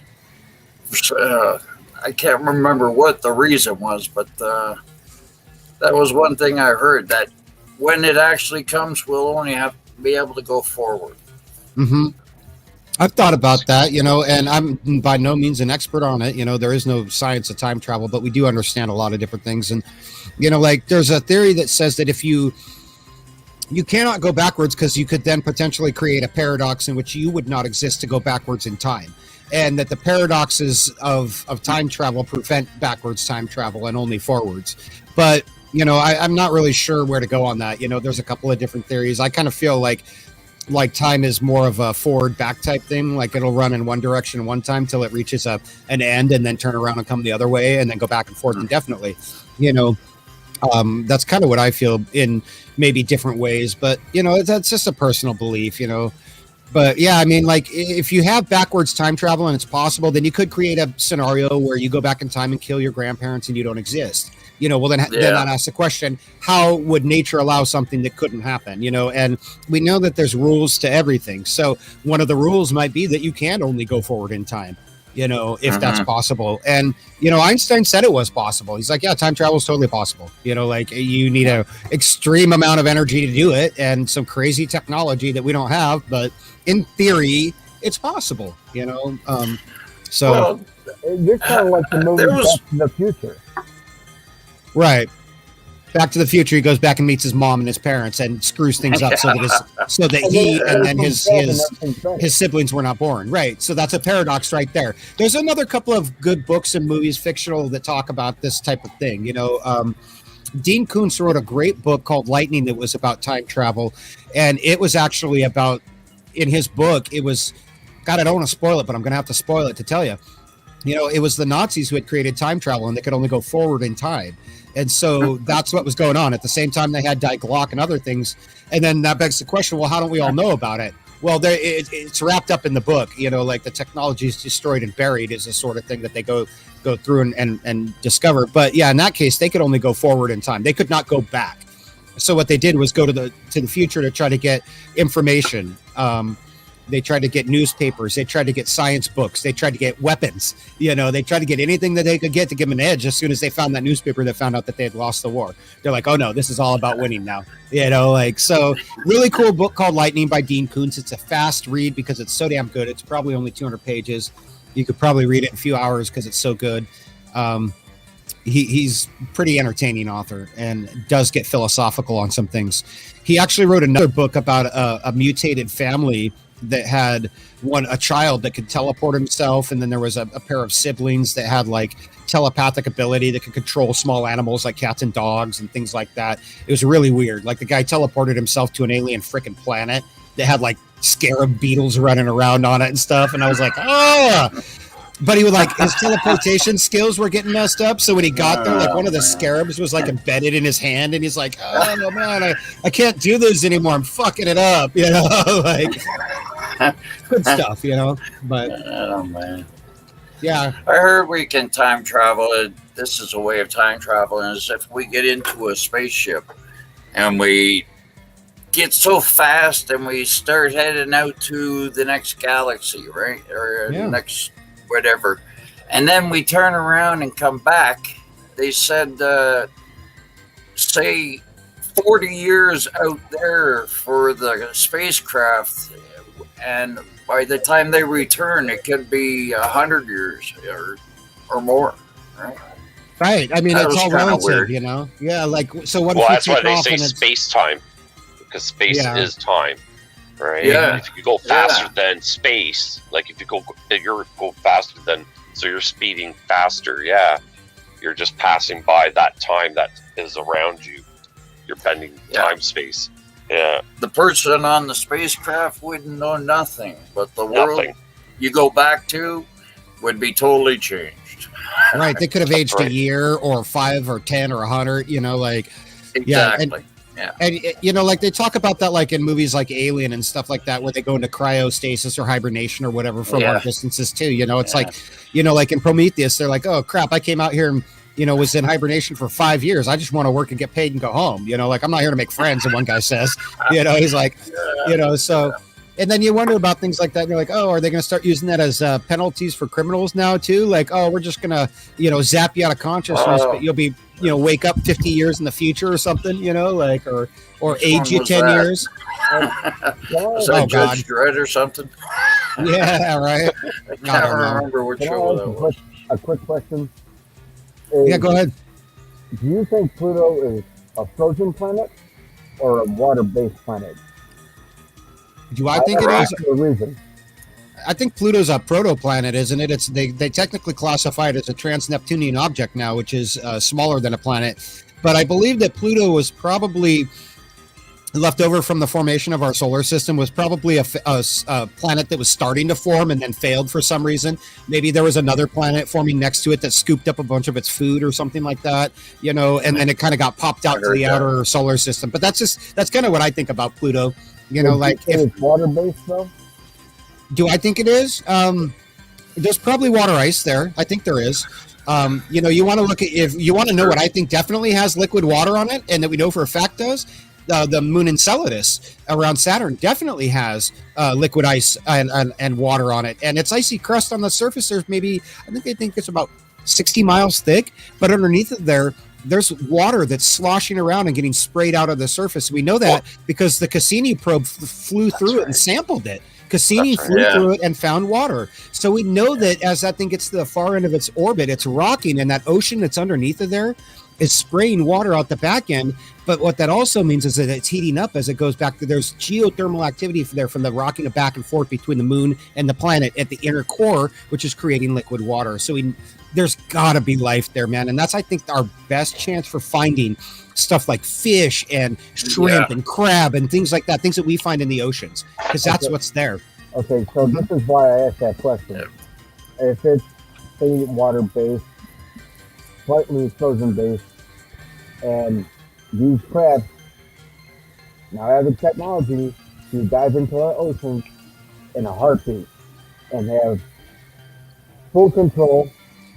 I mean, could that be like a base for them? I mean, you know what I mean? Like, far-fetched, I guess, but I don't know. Are you how asking about like the super captivation, I think they call it, where like the craft can just dive into the water and it doesn't, it doesn't show that, slow down or leave a wake or anything like that?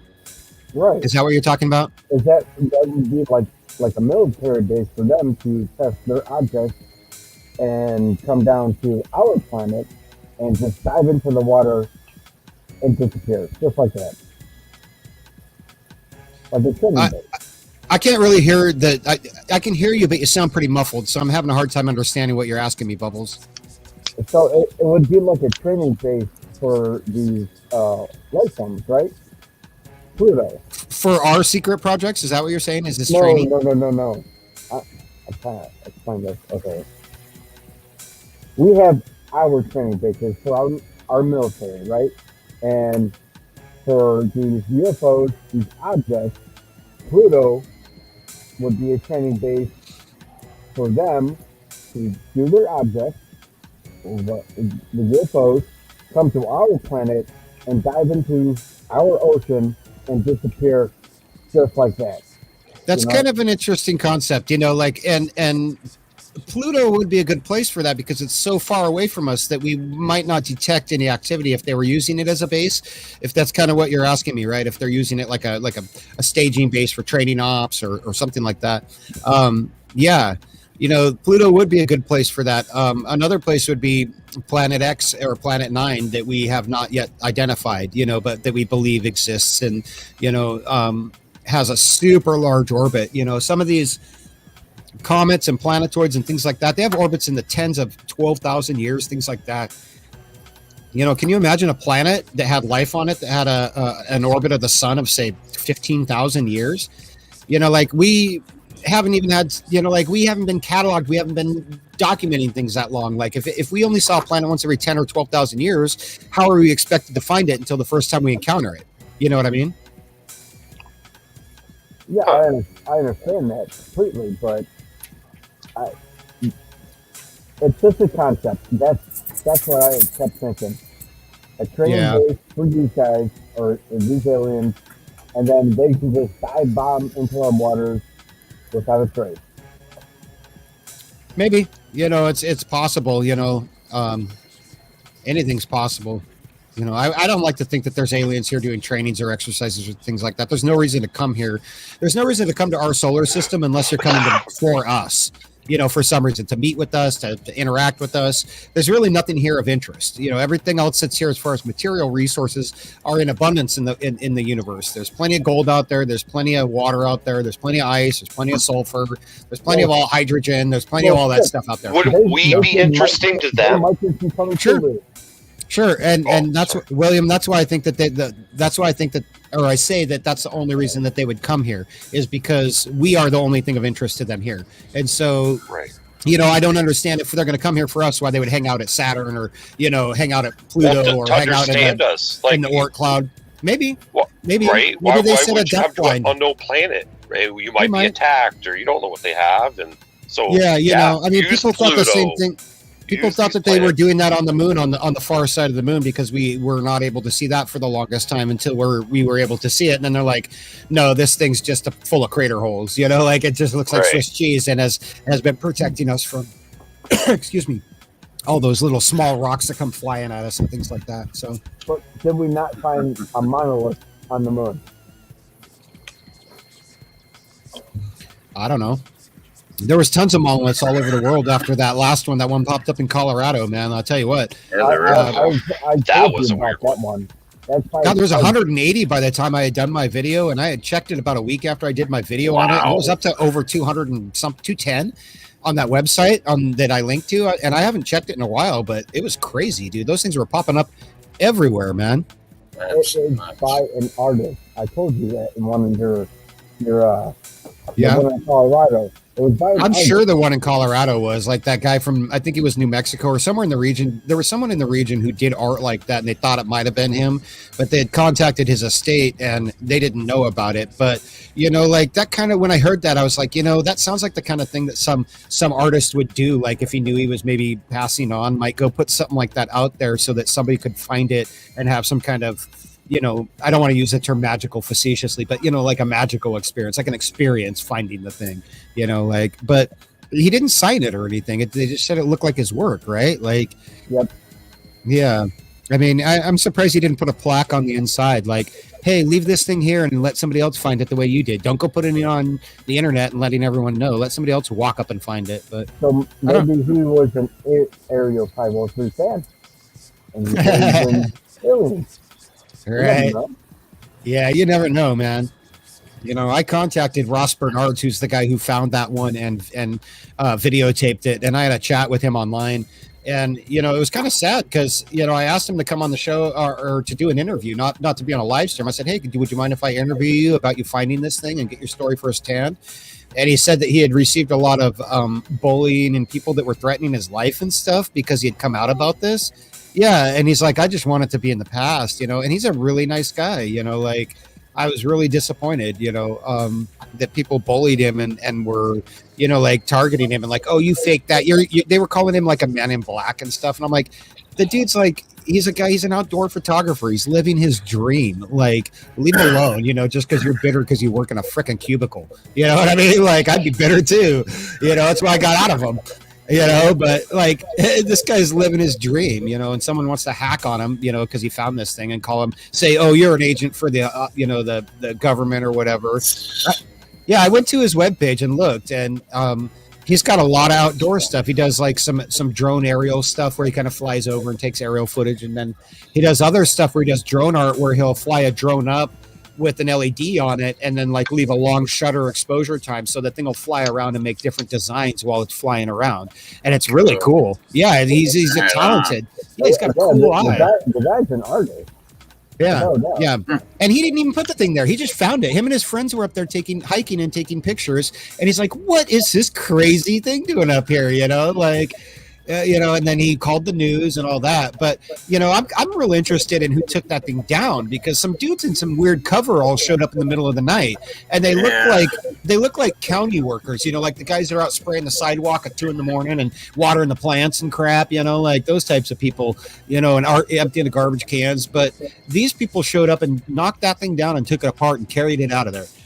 Who the hell were they? And what authorization did they have? I don't know. Didn't they leave a note? Somebody said there was a note left. I think they made a statement because Ross Bernard, or he said that he asked them, and they said something about, you know, leaving trash in the desert and about how this wasn't art, it was trash, you know. And I'm kind of conflicted because there's a part of me where I'm like, you know, like the nature preserves should be left alone, you know, because when that thing became public, that day. And Ross showed some of those pictures on his thing. There was like 100 people out there with all their cars and RVs, and there was people tramping around and dumping their garbage on the, you know, out in the, you know, dumping their stuff out and taking a dookie out on the cactus and, you know, driving on stuff. And, you know, they just weren't very respectful, you know. And I think that, you know, honestly, I think the state could have done a little better. They could have locked the whole place down and been like, you know what, this is cool. We're going to put a little memorial thing up here and build a parking lot with a little thing around this so people can come up and view it in the right way. Let's build a little park around it, you know, if they wanted to, instead of just ripping the damn thing down, you know, like, but they ripped it down because they didn't want people there. You know, that's kind of how it goes when you just put something like that up in the middle of a park. They're just going to rip it down, you know? Right. Yeah. So 180-day report. Did I miss anything? Did you guys catch anything that I missed on that? I felt like I was pretty dang thorough, but you never know. Well, you were very thorough, in my opinion. That's why I said, give me a minute, and I watched a little bit of it, and I had to pause it because I didn't want them to kick me off the live stream. Again, you know, fucking. But yeah. It's a good video. You should check it out if you haven't got a chance to watch the whole thing. Everyone who's catching this on the live replay, you guys, if you haven't checked it out, you should definitely watch that first. It's just over an hour long, and I go through every line in the 180-day Pentagon report from the front to the back and tell you what I think it is, what I think it means, and what I don't think it means. And I don't think it means disclosure. I just don't. And Manny's really good at what he does. I mean, that's why we're all here. But what I saw so far, he goes through it early, like he always does. Wish he could do that with the games he plays, but you know. And then they're just seen as bullshit. It's a cover up. I don't know about Lou.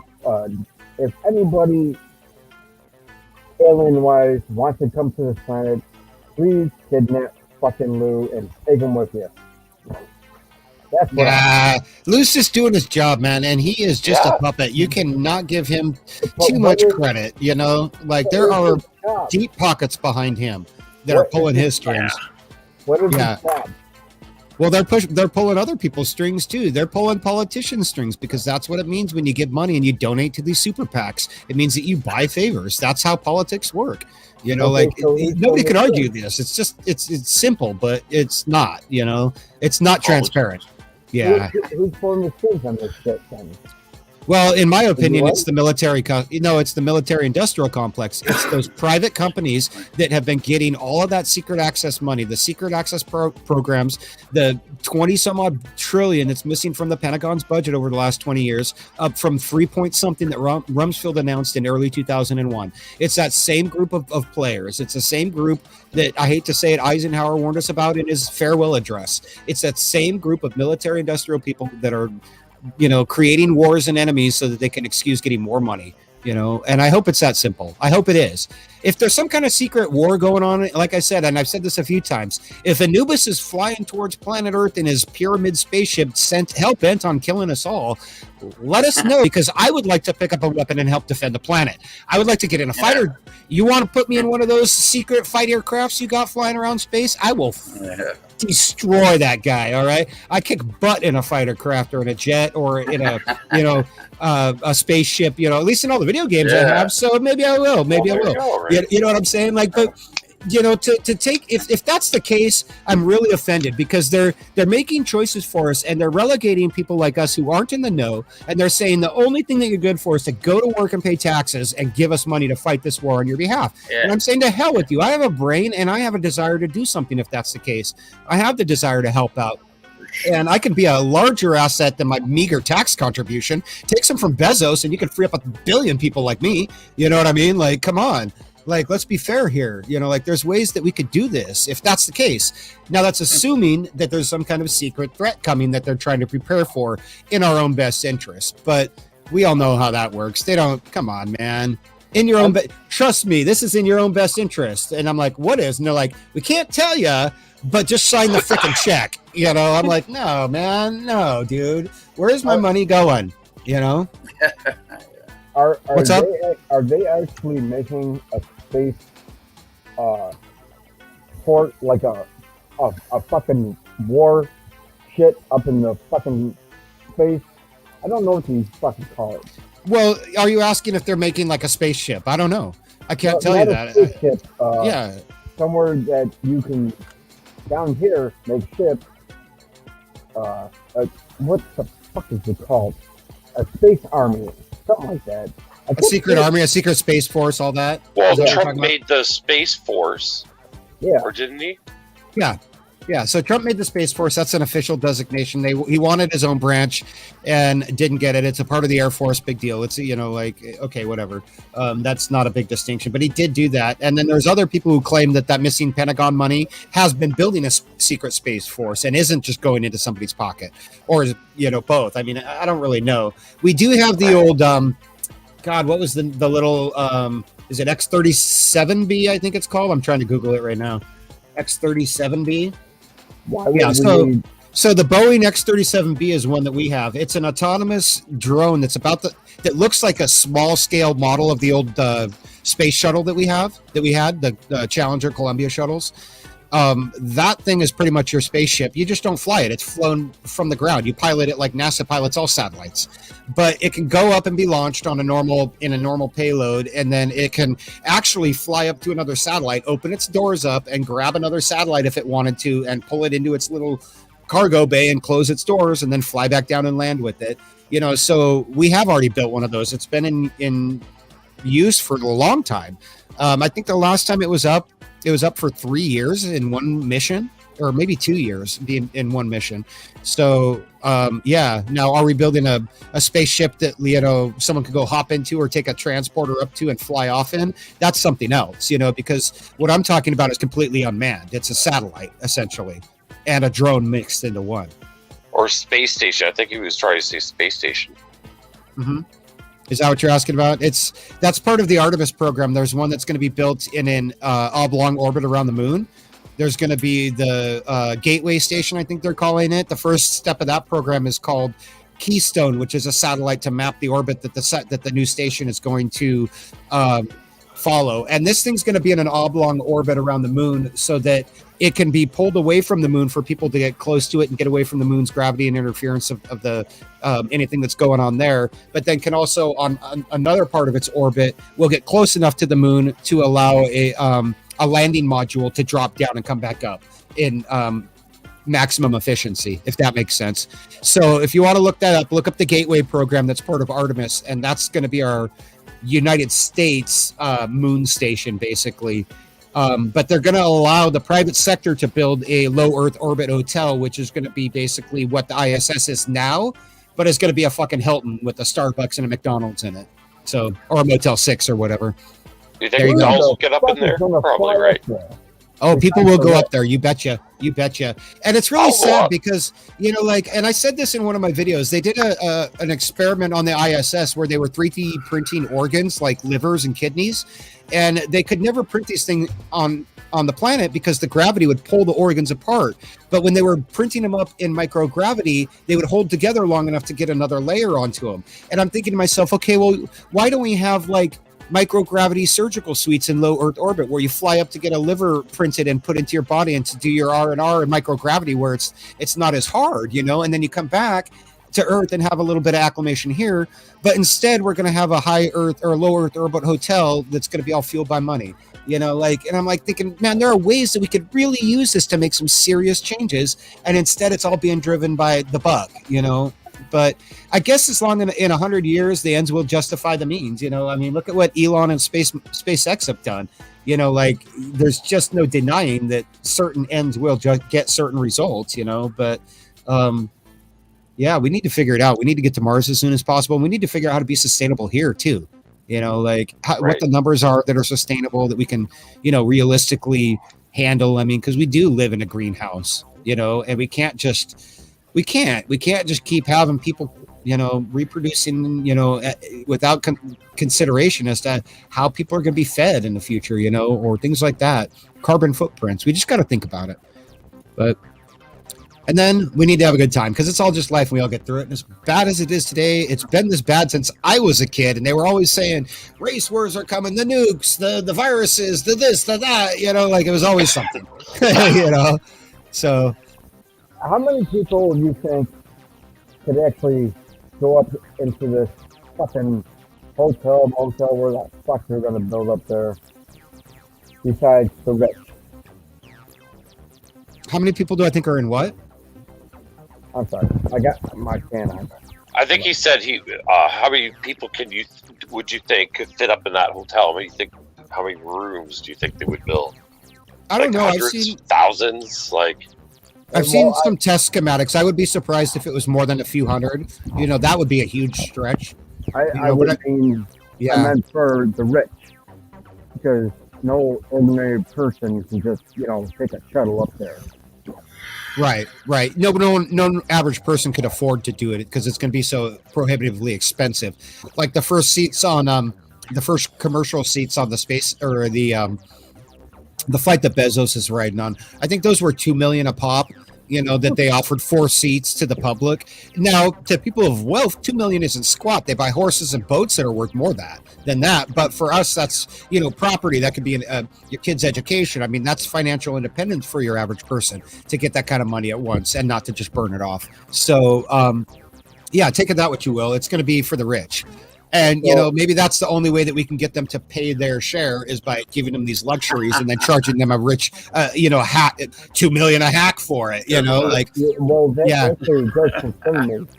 I mean, say they do, the government, come on, the government knows some shit. They're not telling us, but we know better than them. Oh, they know a lot of shit.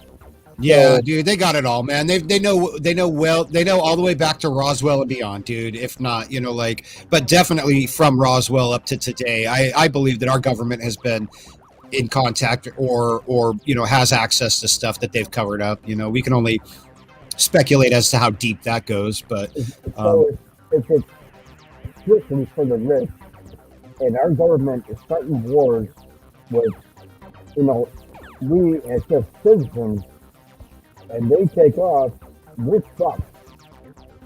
That's what I mean.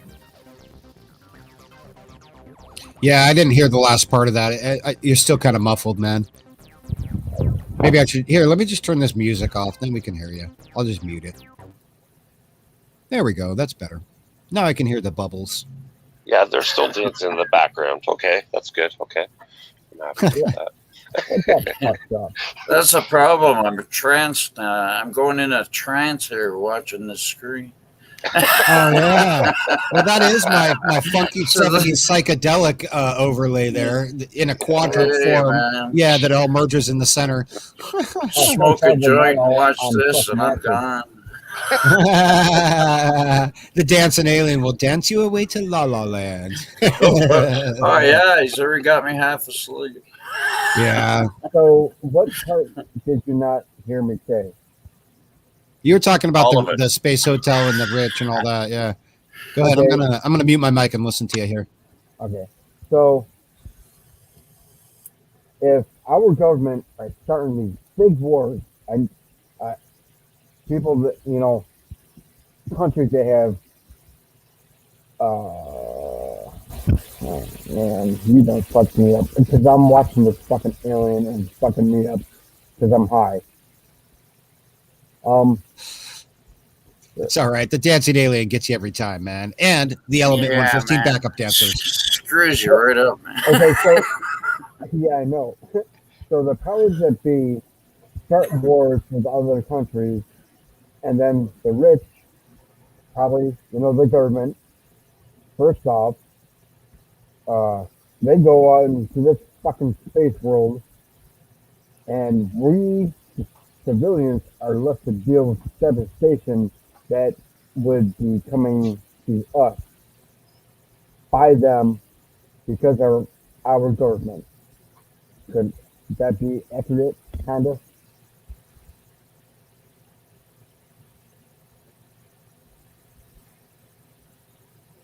Okay, I caught most of that. Yeah, if you're talking about how the rich are going to take over and screw off and leave us a worn out planet, that's probably going to happen. Right? Is that what you were saying? Is how we're getting left behind while the elites are advancing? Is that what you're saying? Yeah. Yeah. Well, that's guaranteed. All right. And that's just the way it goes. Like the elites, the bigwigs, they only want us for one thing, is to be sheep. Just to do what we're told. Well, right? They got the wrong group of people right here. Yeah, well, yeah. That's what the world needs is, people that won't follow or people that will ask questions. At least ask questions, It's like every job I went to, if I felt I was in danger on the job, then I would be asking questions. I would be speaking up, I'm not going to kill myself for somebody else to make the money, right? That's exactly what I mean. So they start wars. They send our kids off to fight the wars they started, and now they want to build this big fucking hotel in space, and we, the ones that speak out, are going to get stuck in the long run. Yeah. Yeah. Bubbles, have you seen that movie with Matt Damon called Elysium? No. Yeah. You ought to check that one out, dude, because it kind of is about what you're talking about, where the rich build a big space station and then they flee to it and leave all the peasants down on Earth to work and die of, exposure and nasty, stuff, but are still using them as workers down on the planet. It's despicable. You should really check it out. But it does talk about what you were talking about. But he gets hurt at work. That's what happens. Right? Yeah, he's fatally injured, actually. He gets a lethal dose of radiation and and then gets a kick-ass bodysuit that I want that gives him like superpowers. Right. but like you were saying, like they had that space station that was in between Earth and the Moon, and they hung out there, and it's all beautiful. But when you get a feed of like what's going on Earth, it's like a bunch of homes scattered in like one area. A bunch of people living like in the slums, like in District 9, where they're living in like shackle apartments and worn out buildings. Right? Oh yeah. That's a great movie. I'm not a big Matt Damon fan, unfortunately. I don't like the guy. I'm always looking at him and I'm like, I'm not watching this. But then I'm like, why I had to see that fucking movie. Yeah.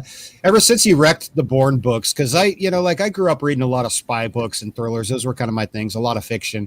And I love the Jason Bourne series of books. I think it was Robert Ludlum who wrote them. And when I heard that they were making movies, I was like, yeah. And then I was like, Matt Damon? What? Are you kidding me? And then they turned him into these action movies that had really nothing to do with the books. And I was just like, whatever. So can you kind of see where I started asking you, Manny? Were you what? Hold on. Can you hear me a little bit better? Yeah. Yeah. Okay. Can you see where I asked you, do you believe that the movies they make are off shit they fucking know? Aliens, you got war. Maybe, some people have said that Stargate is pretty much a documentary, the film Stargate. Okay, but that is actually true because cool show.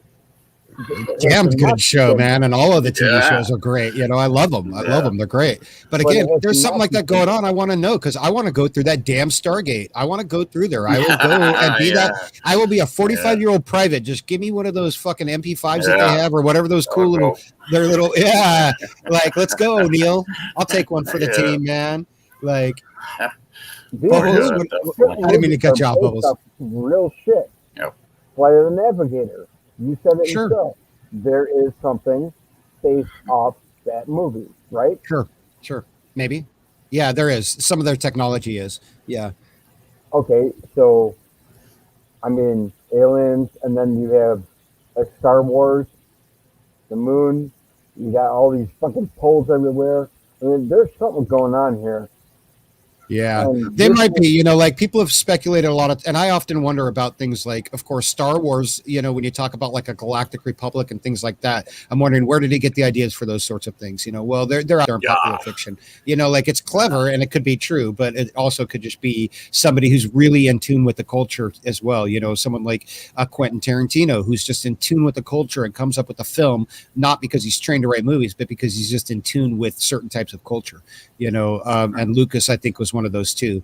But then there's other people like Roland Emmerich who came up with the Stargate movies, and he had done another movie that was questionable. I thought that was one of those. It's like I can't remember now, but Independence Day, of course, Roland Emmerich.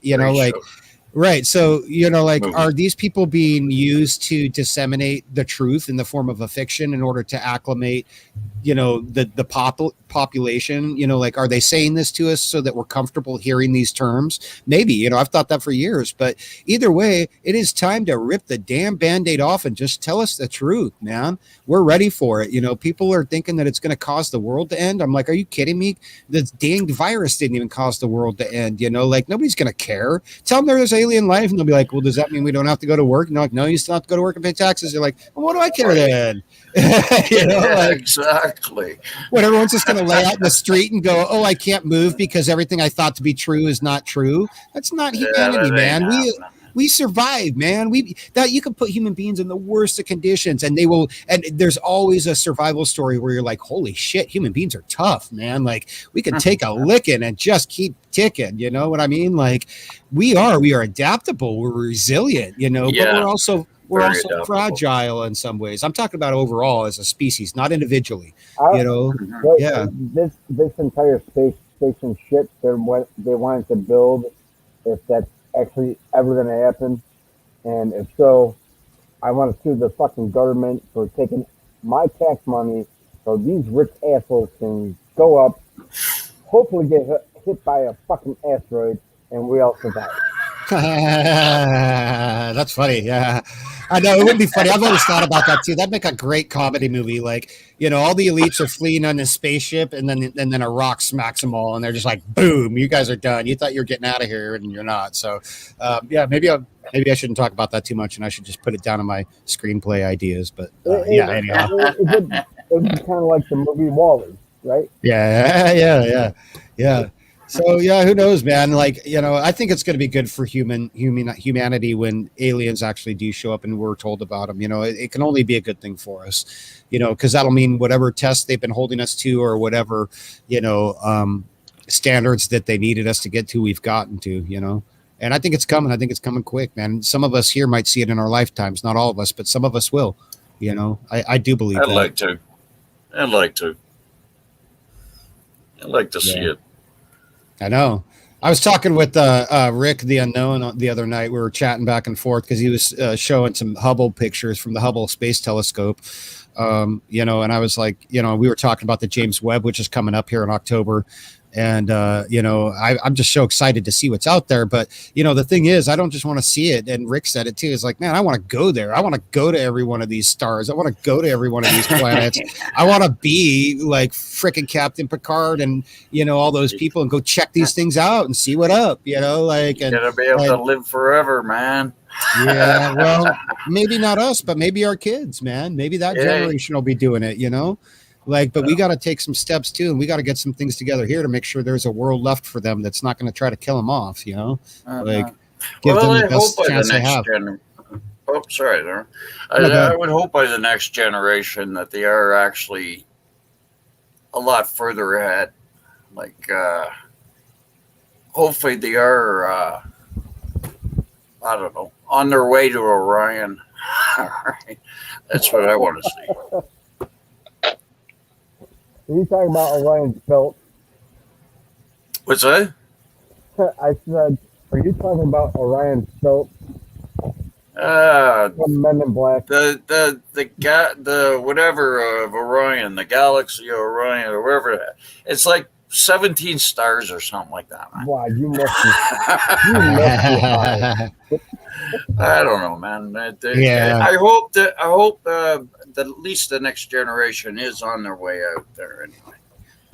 Who is trying to build a UFO? We were talking about there earlier, like there's different special access projects and Bubbles, you were talking about, like, are there some, is there a secret base or whatever? But the alien scientist, Jeremy Reese, is actually starting a program to try to build a physical ship using these technologies that they've tested, and him and the people that he works with over there on his channel are physicists, and they're people who are trying to do this. They're not just talking about it, and I put their link in the description for the 180-day report for the Alien Scientist channel. You guys should check him out sometime, and look for his UFO build project, because it's something that he said that they're starting to do now, is to try to apply some of this stuff. How credible is he? He's 100% credible. They're physicists, man. They're people who are sitting around doing experiments in labs, and they've been doing it for a long time. I'm not talking about people who are sitting around claiming to have physical, propulsion devices. I'm talking about performing the science behind it to prove that it can be done in a lab scenario, but they've already done that. So now they're moving into the practical application portion of applying this into a real flying UFO or flying saucer or a craft that is using advanced propulsion technology. And their idea by doing this is to force disclosure by creating this technology in the public view of the whole world, and then saying, everyone sees it, everyone knows it's real, there's no reason to lie about it, and you can't hide it from anyone, it's right here. So everybody will have it. There's no reason to guess anymore. Is this scientist part of a military group, No, he isn't. You'll just have to go check his channel out. And I'm glad that you had those questions, but he's not. If he wasn't on the up and up, I would not even be talking about him here. He is 100% legitimate, dude. You have to go check out his webpage, alienscientist.com. And some of his streams to get it. But I'm telling you, he's not part of anything like that. In fact, the people on the UFO build are not allowed to even sign non-disclosure agreements because everything will be made public. He's doing the complete opposite of what they would do. The complete opposite. That alone scares me because there's been a lot of scientists that, do shit like this and then wind up dead. Yeah, but the thing is, when it's in public, you can't just wind up dead. That's the point. That's why there's no NDA. That's why there's no secret. That's why they're documenting the process online. I don't think that anybody and here's the thing too.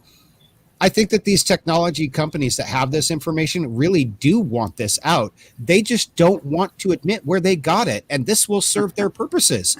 This will serve the purposes. As long as it's out, they don't care because now they're off the hook for having to tell us the truth about how they've had it since the 40s.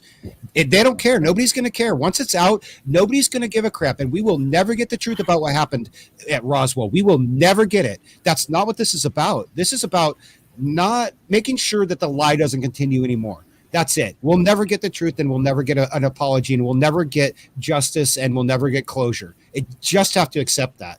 But we can't make it so that this doesn't continue anymore by stopping it, ripping the Band-Aid off, ripping the Band-Aid right off and saying no. And if they're successful in this project, that will do that. There will be no reason for anyone else to say, "Oh, these aren't true," or "This doesn't work." Look, we built one and showed the world that it could be done, and showed them how we did it, so they can do it too. Then what's going to happen? Because we all got it. We have to learn to play along. Could I fly a UFO into foreign airspace and mess with them? Sure, but they could do it right back to me. So I might not want to do that. I might think about it. So.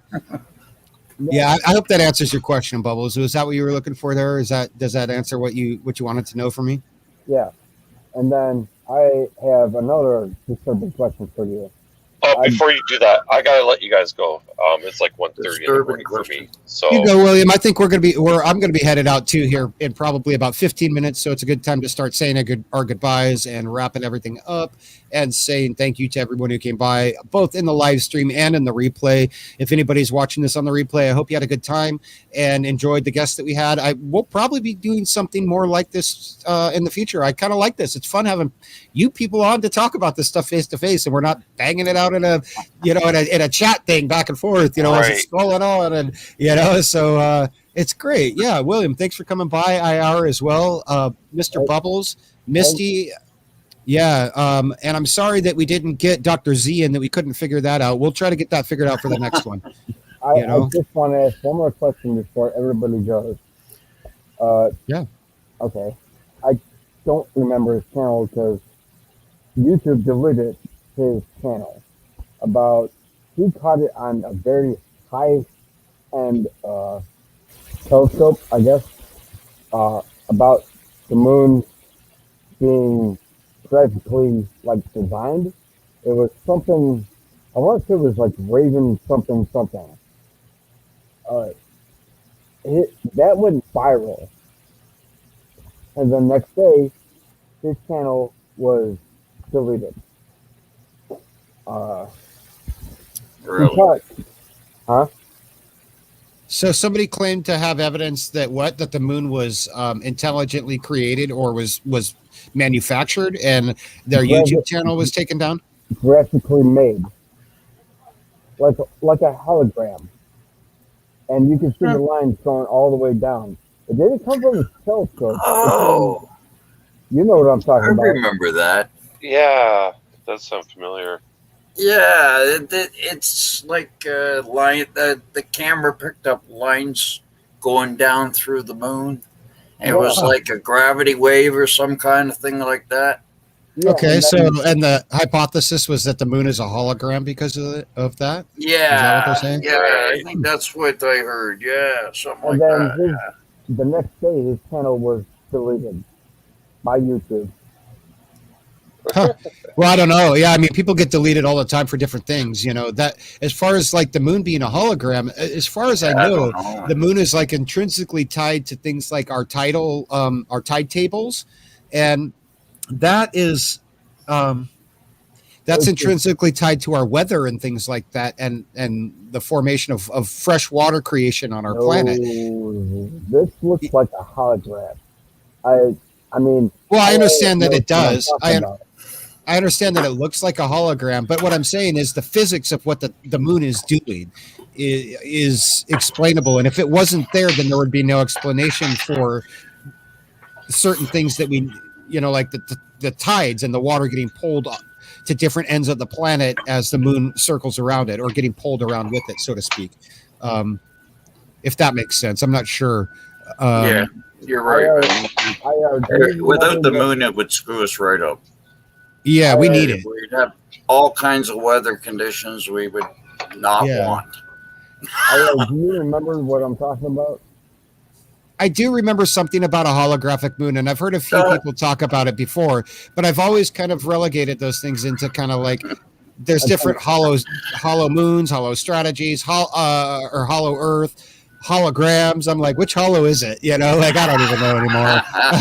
Like I've seen footage of people landing on the moon. I've seen the footage of things like that. I believe the moon is real. I believe it's solid. I believe it's everything it's portrayed to be. That's all I can say.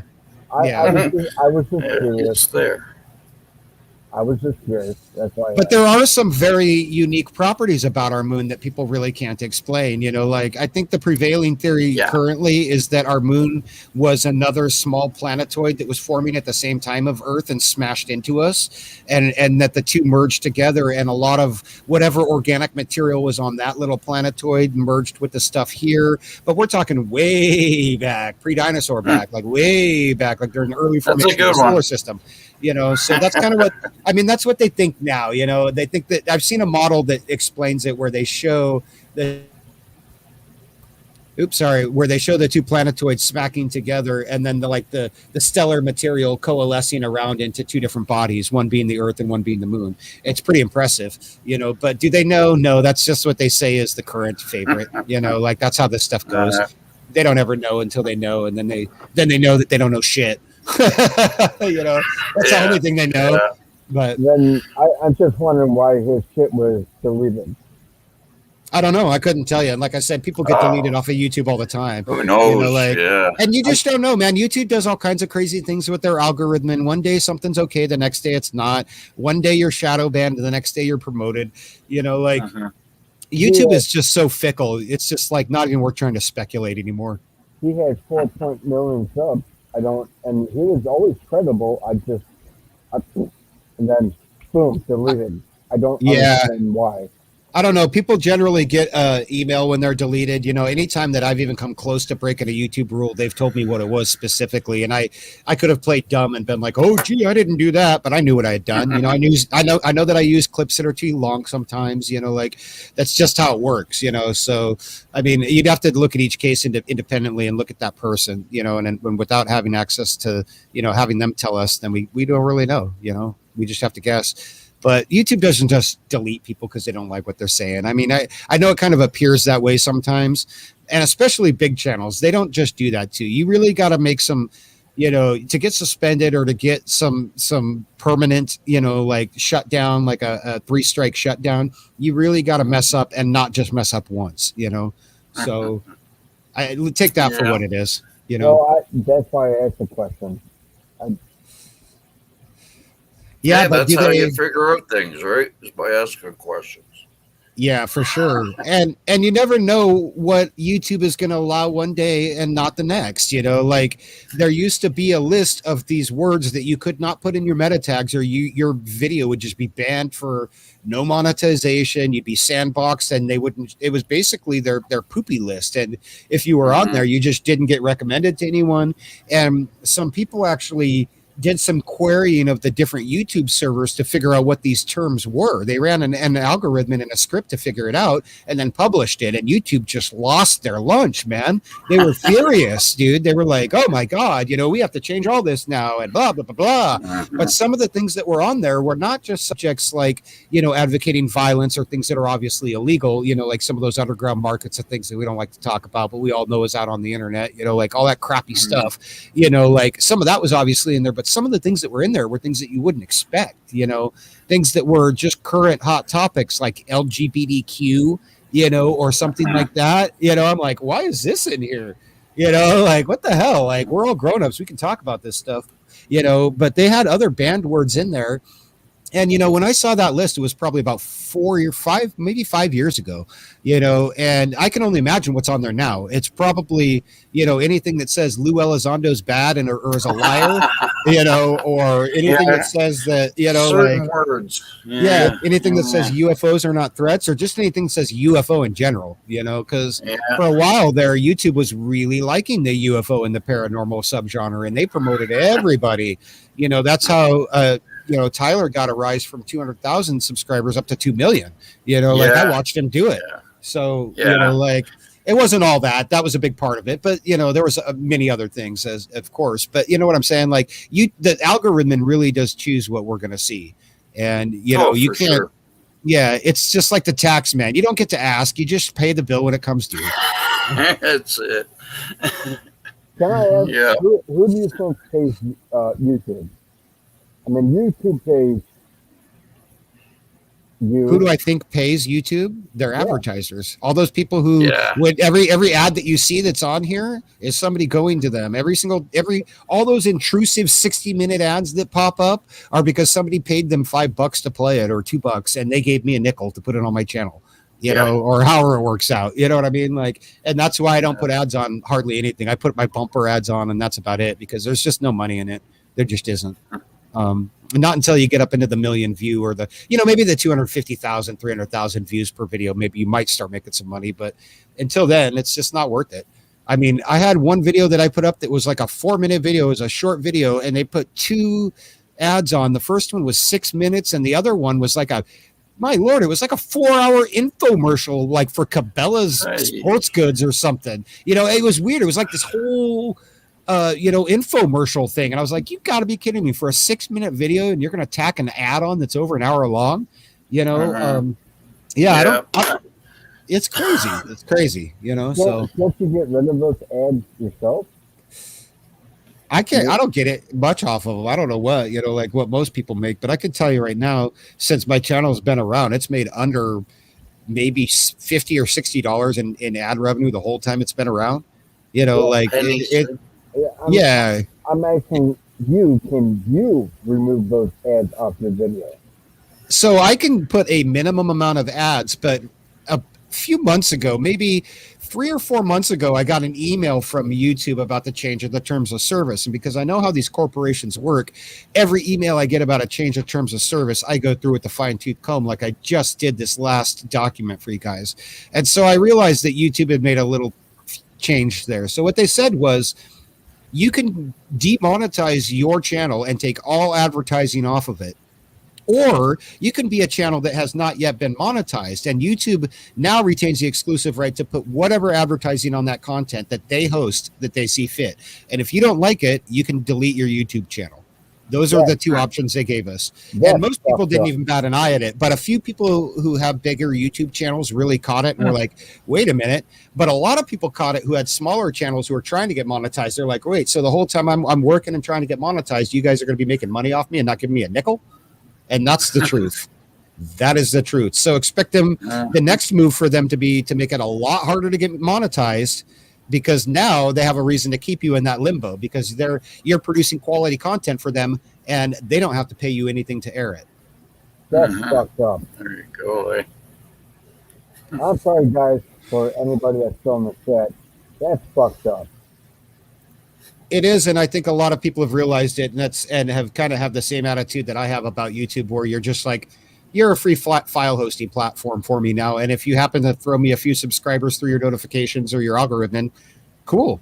but I'm not going to count on it to take me to 2 million subs. Sorry. And I'm not going to hold my breath till it does, because it just doesn't work that way. Even, once you're in a certain caliber and a certain genre, you're just in a pool of people, and it'll just pick the next guy that's in the right place at the right time. And you hope it's you, and until then you're just grinding it out and scratching it out and hoping to. So don't, I don't look at my stuff that way. I look at myself as a content creator. I can take my content, my skills anywhere. YouTube could go bankrupt tomorrow, and I wouldn't bat an eye other than to come on here and give you guys a video and tell you where else to find me, So I have no loyalty to them because they have none to me.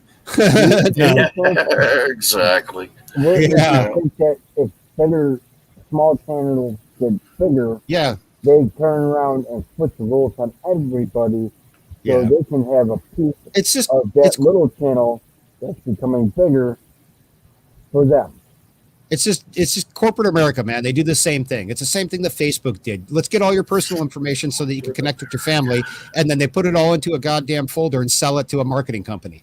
It's the same thing Google does. It's the same attitude. We're not people to them. We're a resource. We're not, people who have limited time on this planet. We're an asset to work or to, pay tax or to, watch their content, or click on their ads, we're not people, and that's just, and it's messed up because I know a lot of people in corporate America on a personal level. I know people who are CEOs of companies, and I talk to them, and they're not that fucking way. On a personal level, everybody's different. They're like, no, we're all human beings, but it's the business decisions, and it's the one decision that leads to another, that creates this thing, and everybody just saying, hey, this is just my small part. Well, gosh dang it, if even just 4 or 5 of us stop and say, no, I will buck the system right here at my small part, it'll make a difference, and other people will see the example and lead, but we're all part of it. We all have to hold our politicians and our leaders accountable. And that's damn near impossible, at least in America, since Citizen United in 2010, it's become almost impossible to do, because if you don't have deep, deep pockets, forget about it. There ain't no representation for the little guy anymore. Only, again, when it comes time to pay the tax, but not when it's time to actually be represented, So Google can actually take your privacy and use it for them, right? Google can take all of your information and sell it. That's what Cambridge Analytica was all about. Huh? Wouldn't that be a privacy invasion? Yeah, you would have thought, and they were even sued, and they won because they bought expensive attorneys and they held court cases in friendly states and things like that. They played big power corporate games. You're right. It should be an invasion of privacy. And they were pushed by it. When it was discovered what they were doing, a lot of people pushed them. The European Union squeezed the hell out of them. Ireland pushed them hard. China was like, no, and Russia was just like, oh, hell no, not in our country. Are you kidding me? Like, if anyone's going to collect the kind of data on our people, it's going to be us. You know what I mean? Like, we're not letting you do it, or you can do it. And that's really what they do over here. You want to know why the government lets them do it? Because it's not a violation of the Constitution if the government lets them do that, and then Facebook gives the information to the government. But if the government does it, they're spying on the citizens. So they don't have to. Just like they let Ancestry.com collect a database on millions of Americans, a DNA database, and then gave all that information over to the FBI. Gave it all to them and said, run all your cold cases for everything you got, from rapes to murders to bubblegum you found on the sidewalk outside of JFK's assassination. If there's DNA, you can run it through this. You can have it all. We got it all from these people. You didn't violate their rights, and we didn't, because we're a corporation. We can't violate their rights. We're not bound by a constitution. We're a corporate entity, and that's exactly what they're going to do in space. They're going to let companies like SpaceX, unfortunately, who I love and adore, go out and harvest these asteroids and take all the profit from it, when that shit should belong to the world by the National Outer Space Treaty of 1967 that most countries signed at the time, including everyone that's listening to this video probably and still adhere to. Those resources should belong to everybody, regardless of whether they can pay to harvest them. And they won't. They'll give it to SpaceX and say, well, you got there first. Go get that asteroid that's worth $7 trillion and harvest it, bring it home. Go build these robots that will mine this shit and produce VCRs out in space and drop them off, down here on Earth. I think that's what they're talking about, bringing materials to Earth, like gold and iron. I mean, an iron asteroid, we don't have enough iron on the planet, really, for our needs. Maybe we should find other uses or other things to use, but that's really what they're going to do, so... This has been an amazing discussion. I want to have another good talk like this, but I do have to get going, guys. It's been a long day for me. And I am right on the tails of working on that 180-day report for a week straight, really, in one way. I just need to say thank you to everybody who came by. It was a long one. It was a good one. And I think it was worth it. We had some great conversations. Check out the channels for the other live streams. Check out everybody who was here. We had, The Unknown was here. Game Vet was here. Dark Hour Paranormal was here. All these people have channels that are putting out some great content for you guys. So give them a watch.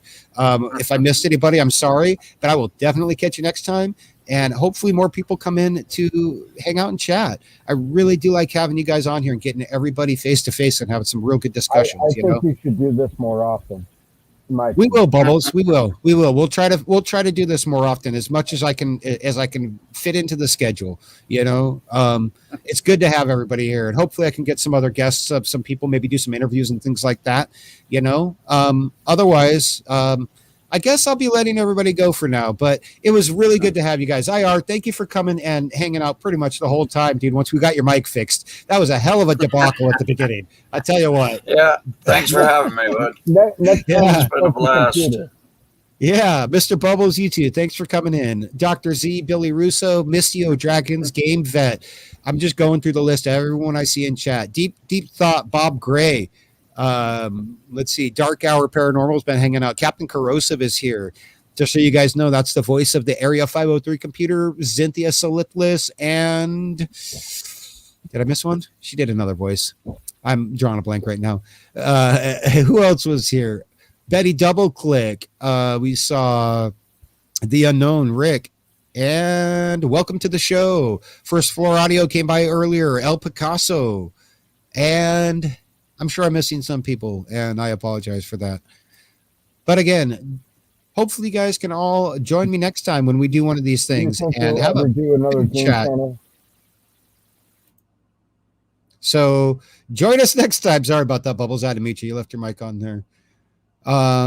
Next time we might do some gaming or some music workshop work. I've been wanting to get back into the music. I've been working real hard on that 180-day video. So I just kind of, when I get into projects like that, I don't do much else, and I don't spend a lot of time on the live streams and things like that because they're distracting, and I like to focus my energy, on projects like that. But I will be seeing you all around in some of the other chats, like over at my buddy Rich's chat on GoofOn, or if Third Phase does a premiere or something like that, you can expect to see me there. Once again, thanks everybody for coming by, and if you're watching it on the replay, I thank you, and I will catch you next time. This has been Manny at Area 503, and I wish you all the best until we meet again. And I am out of here to continue my search for universal truth. But I don't have an outro video.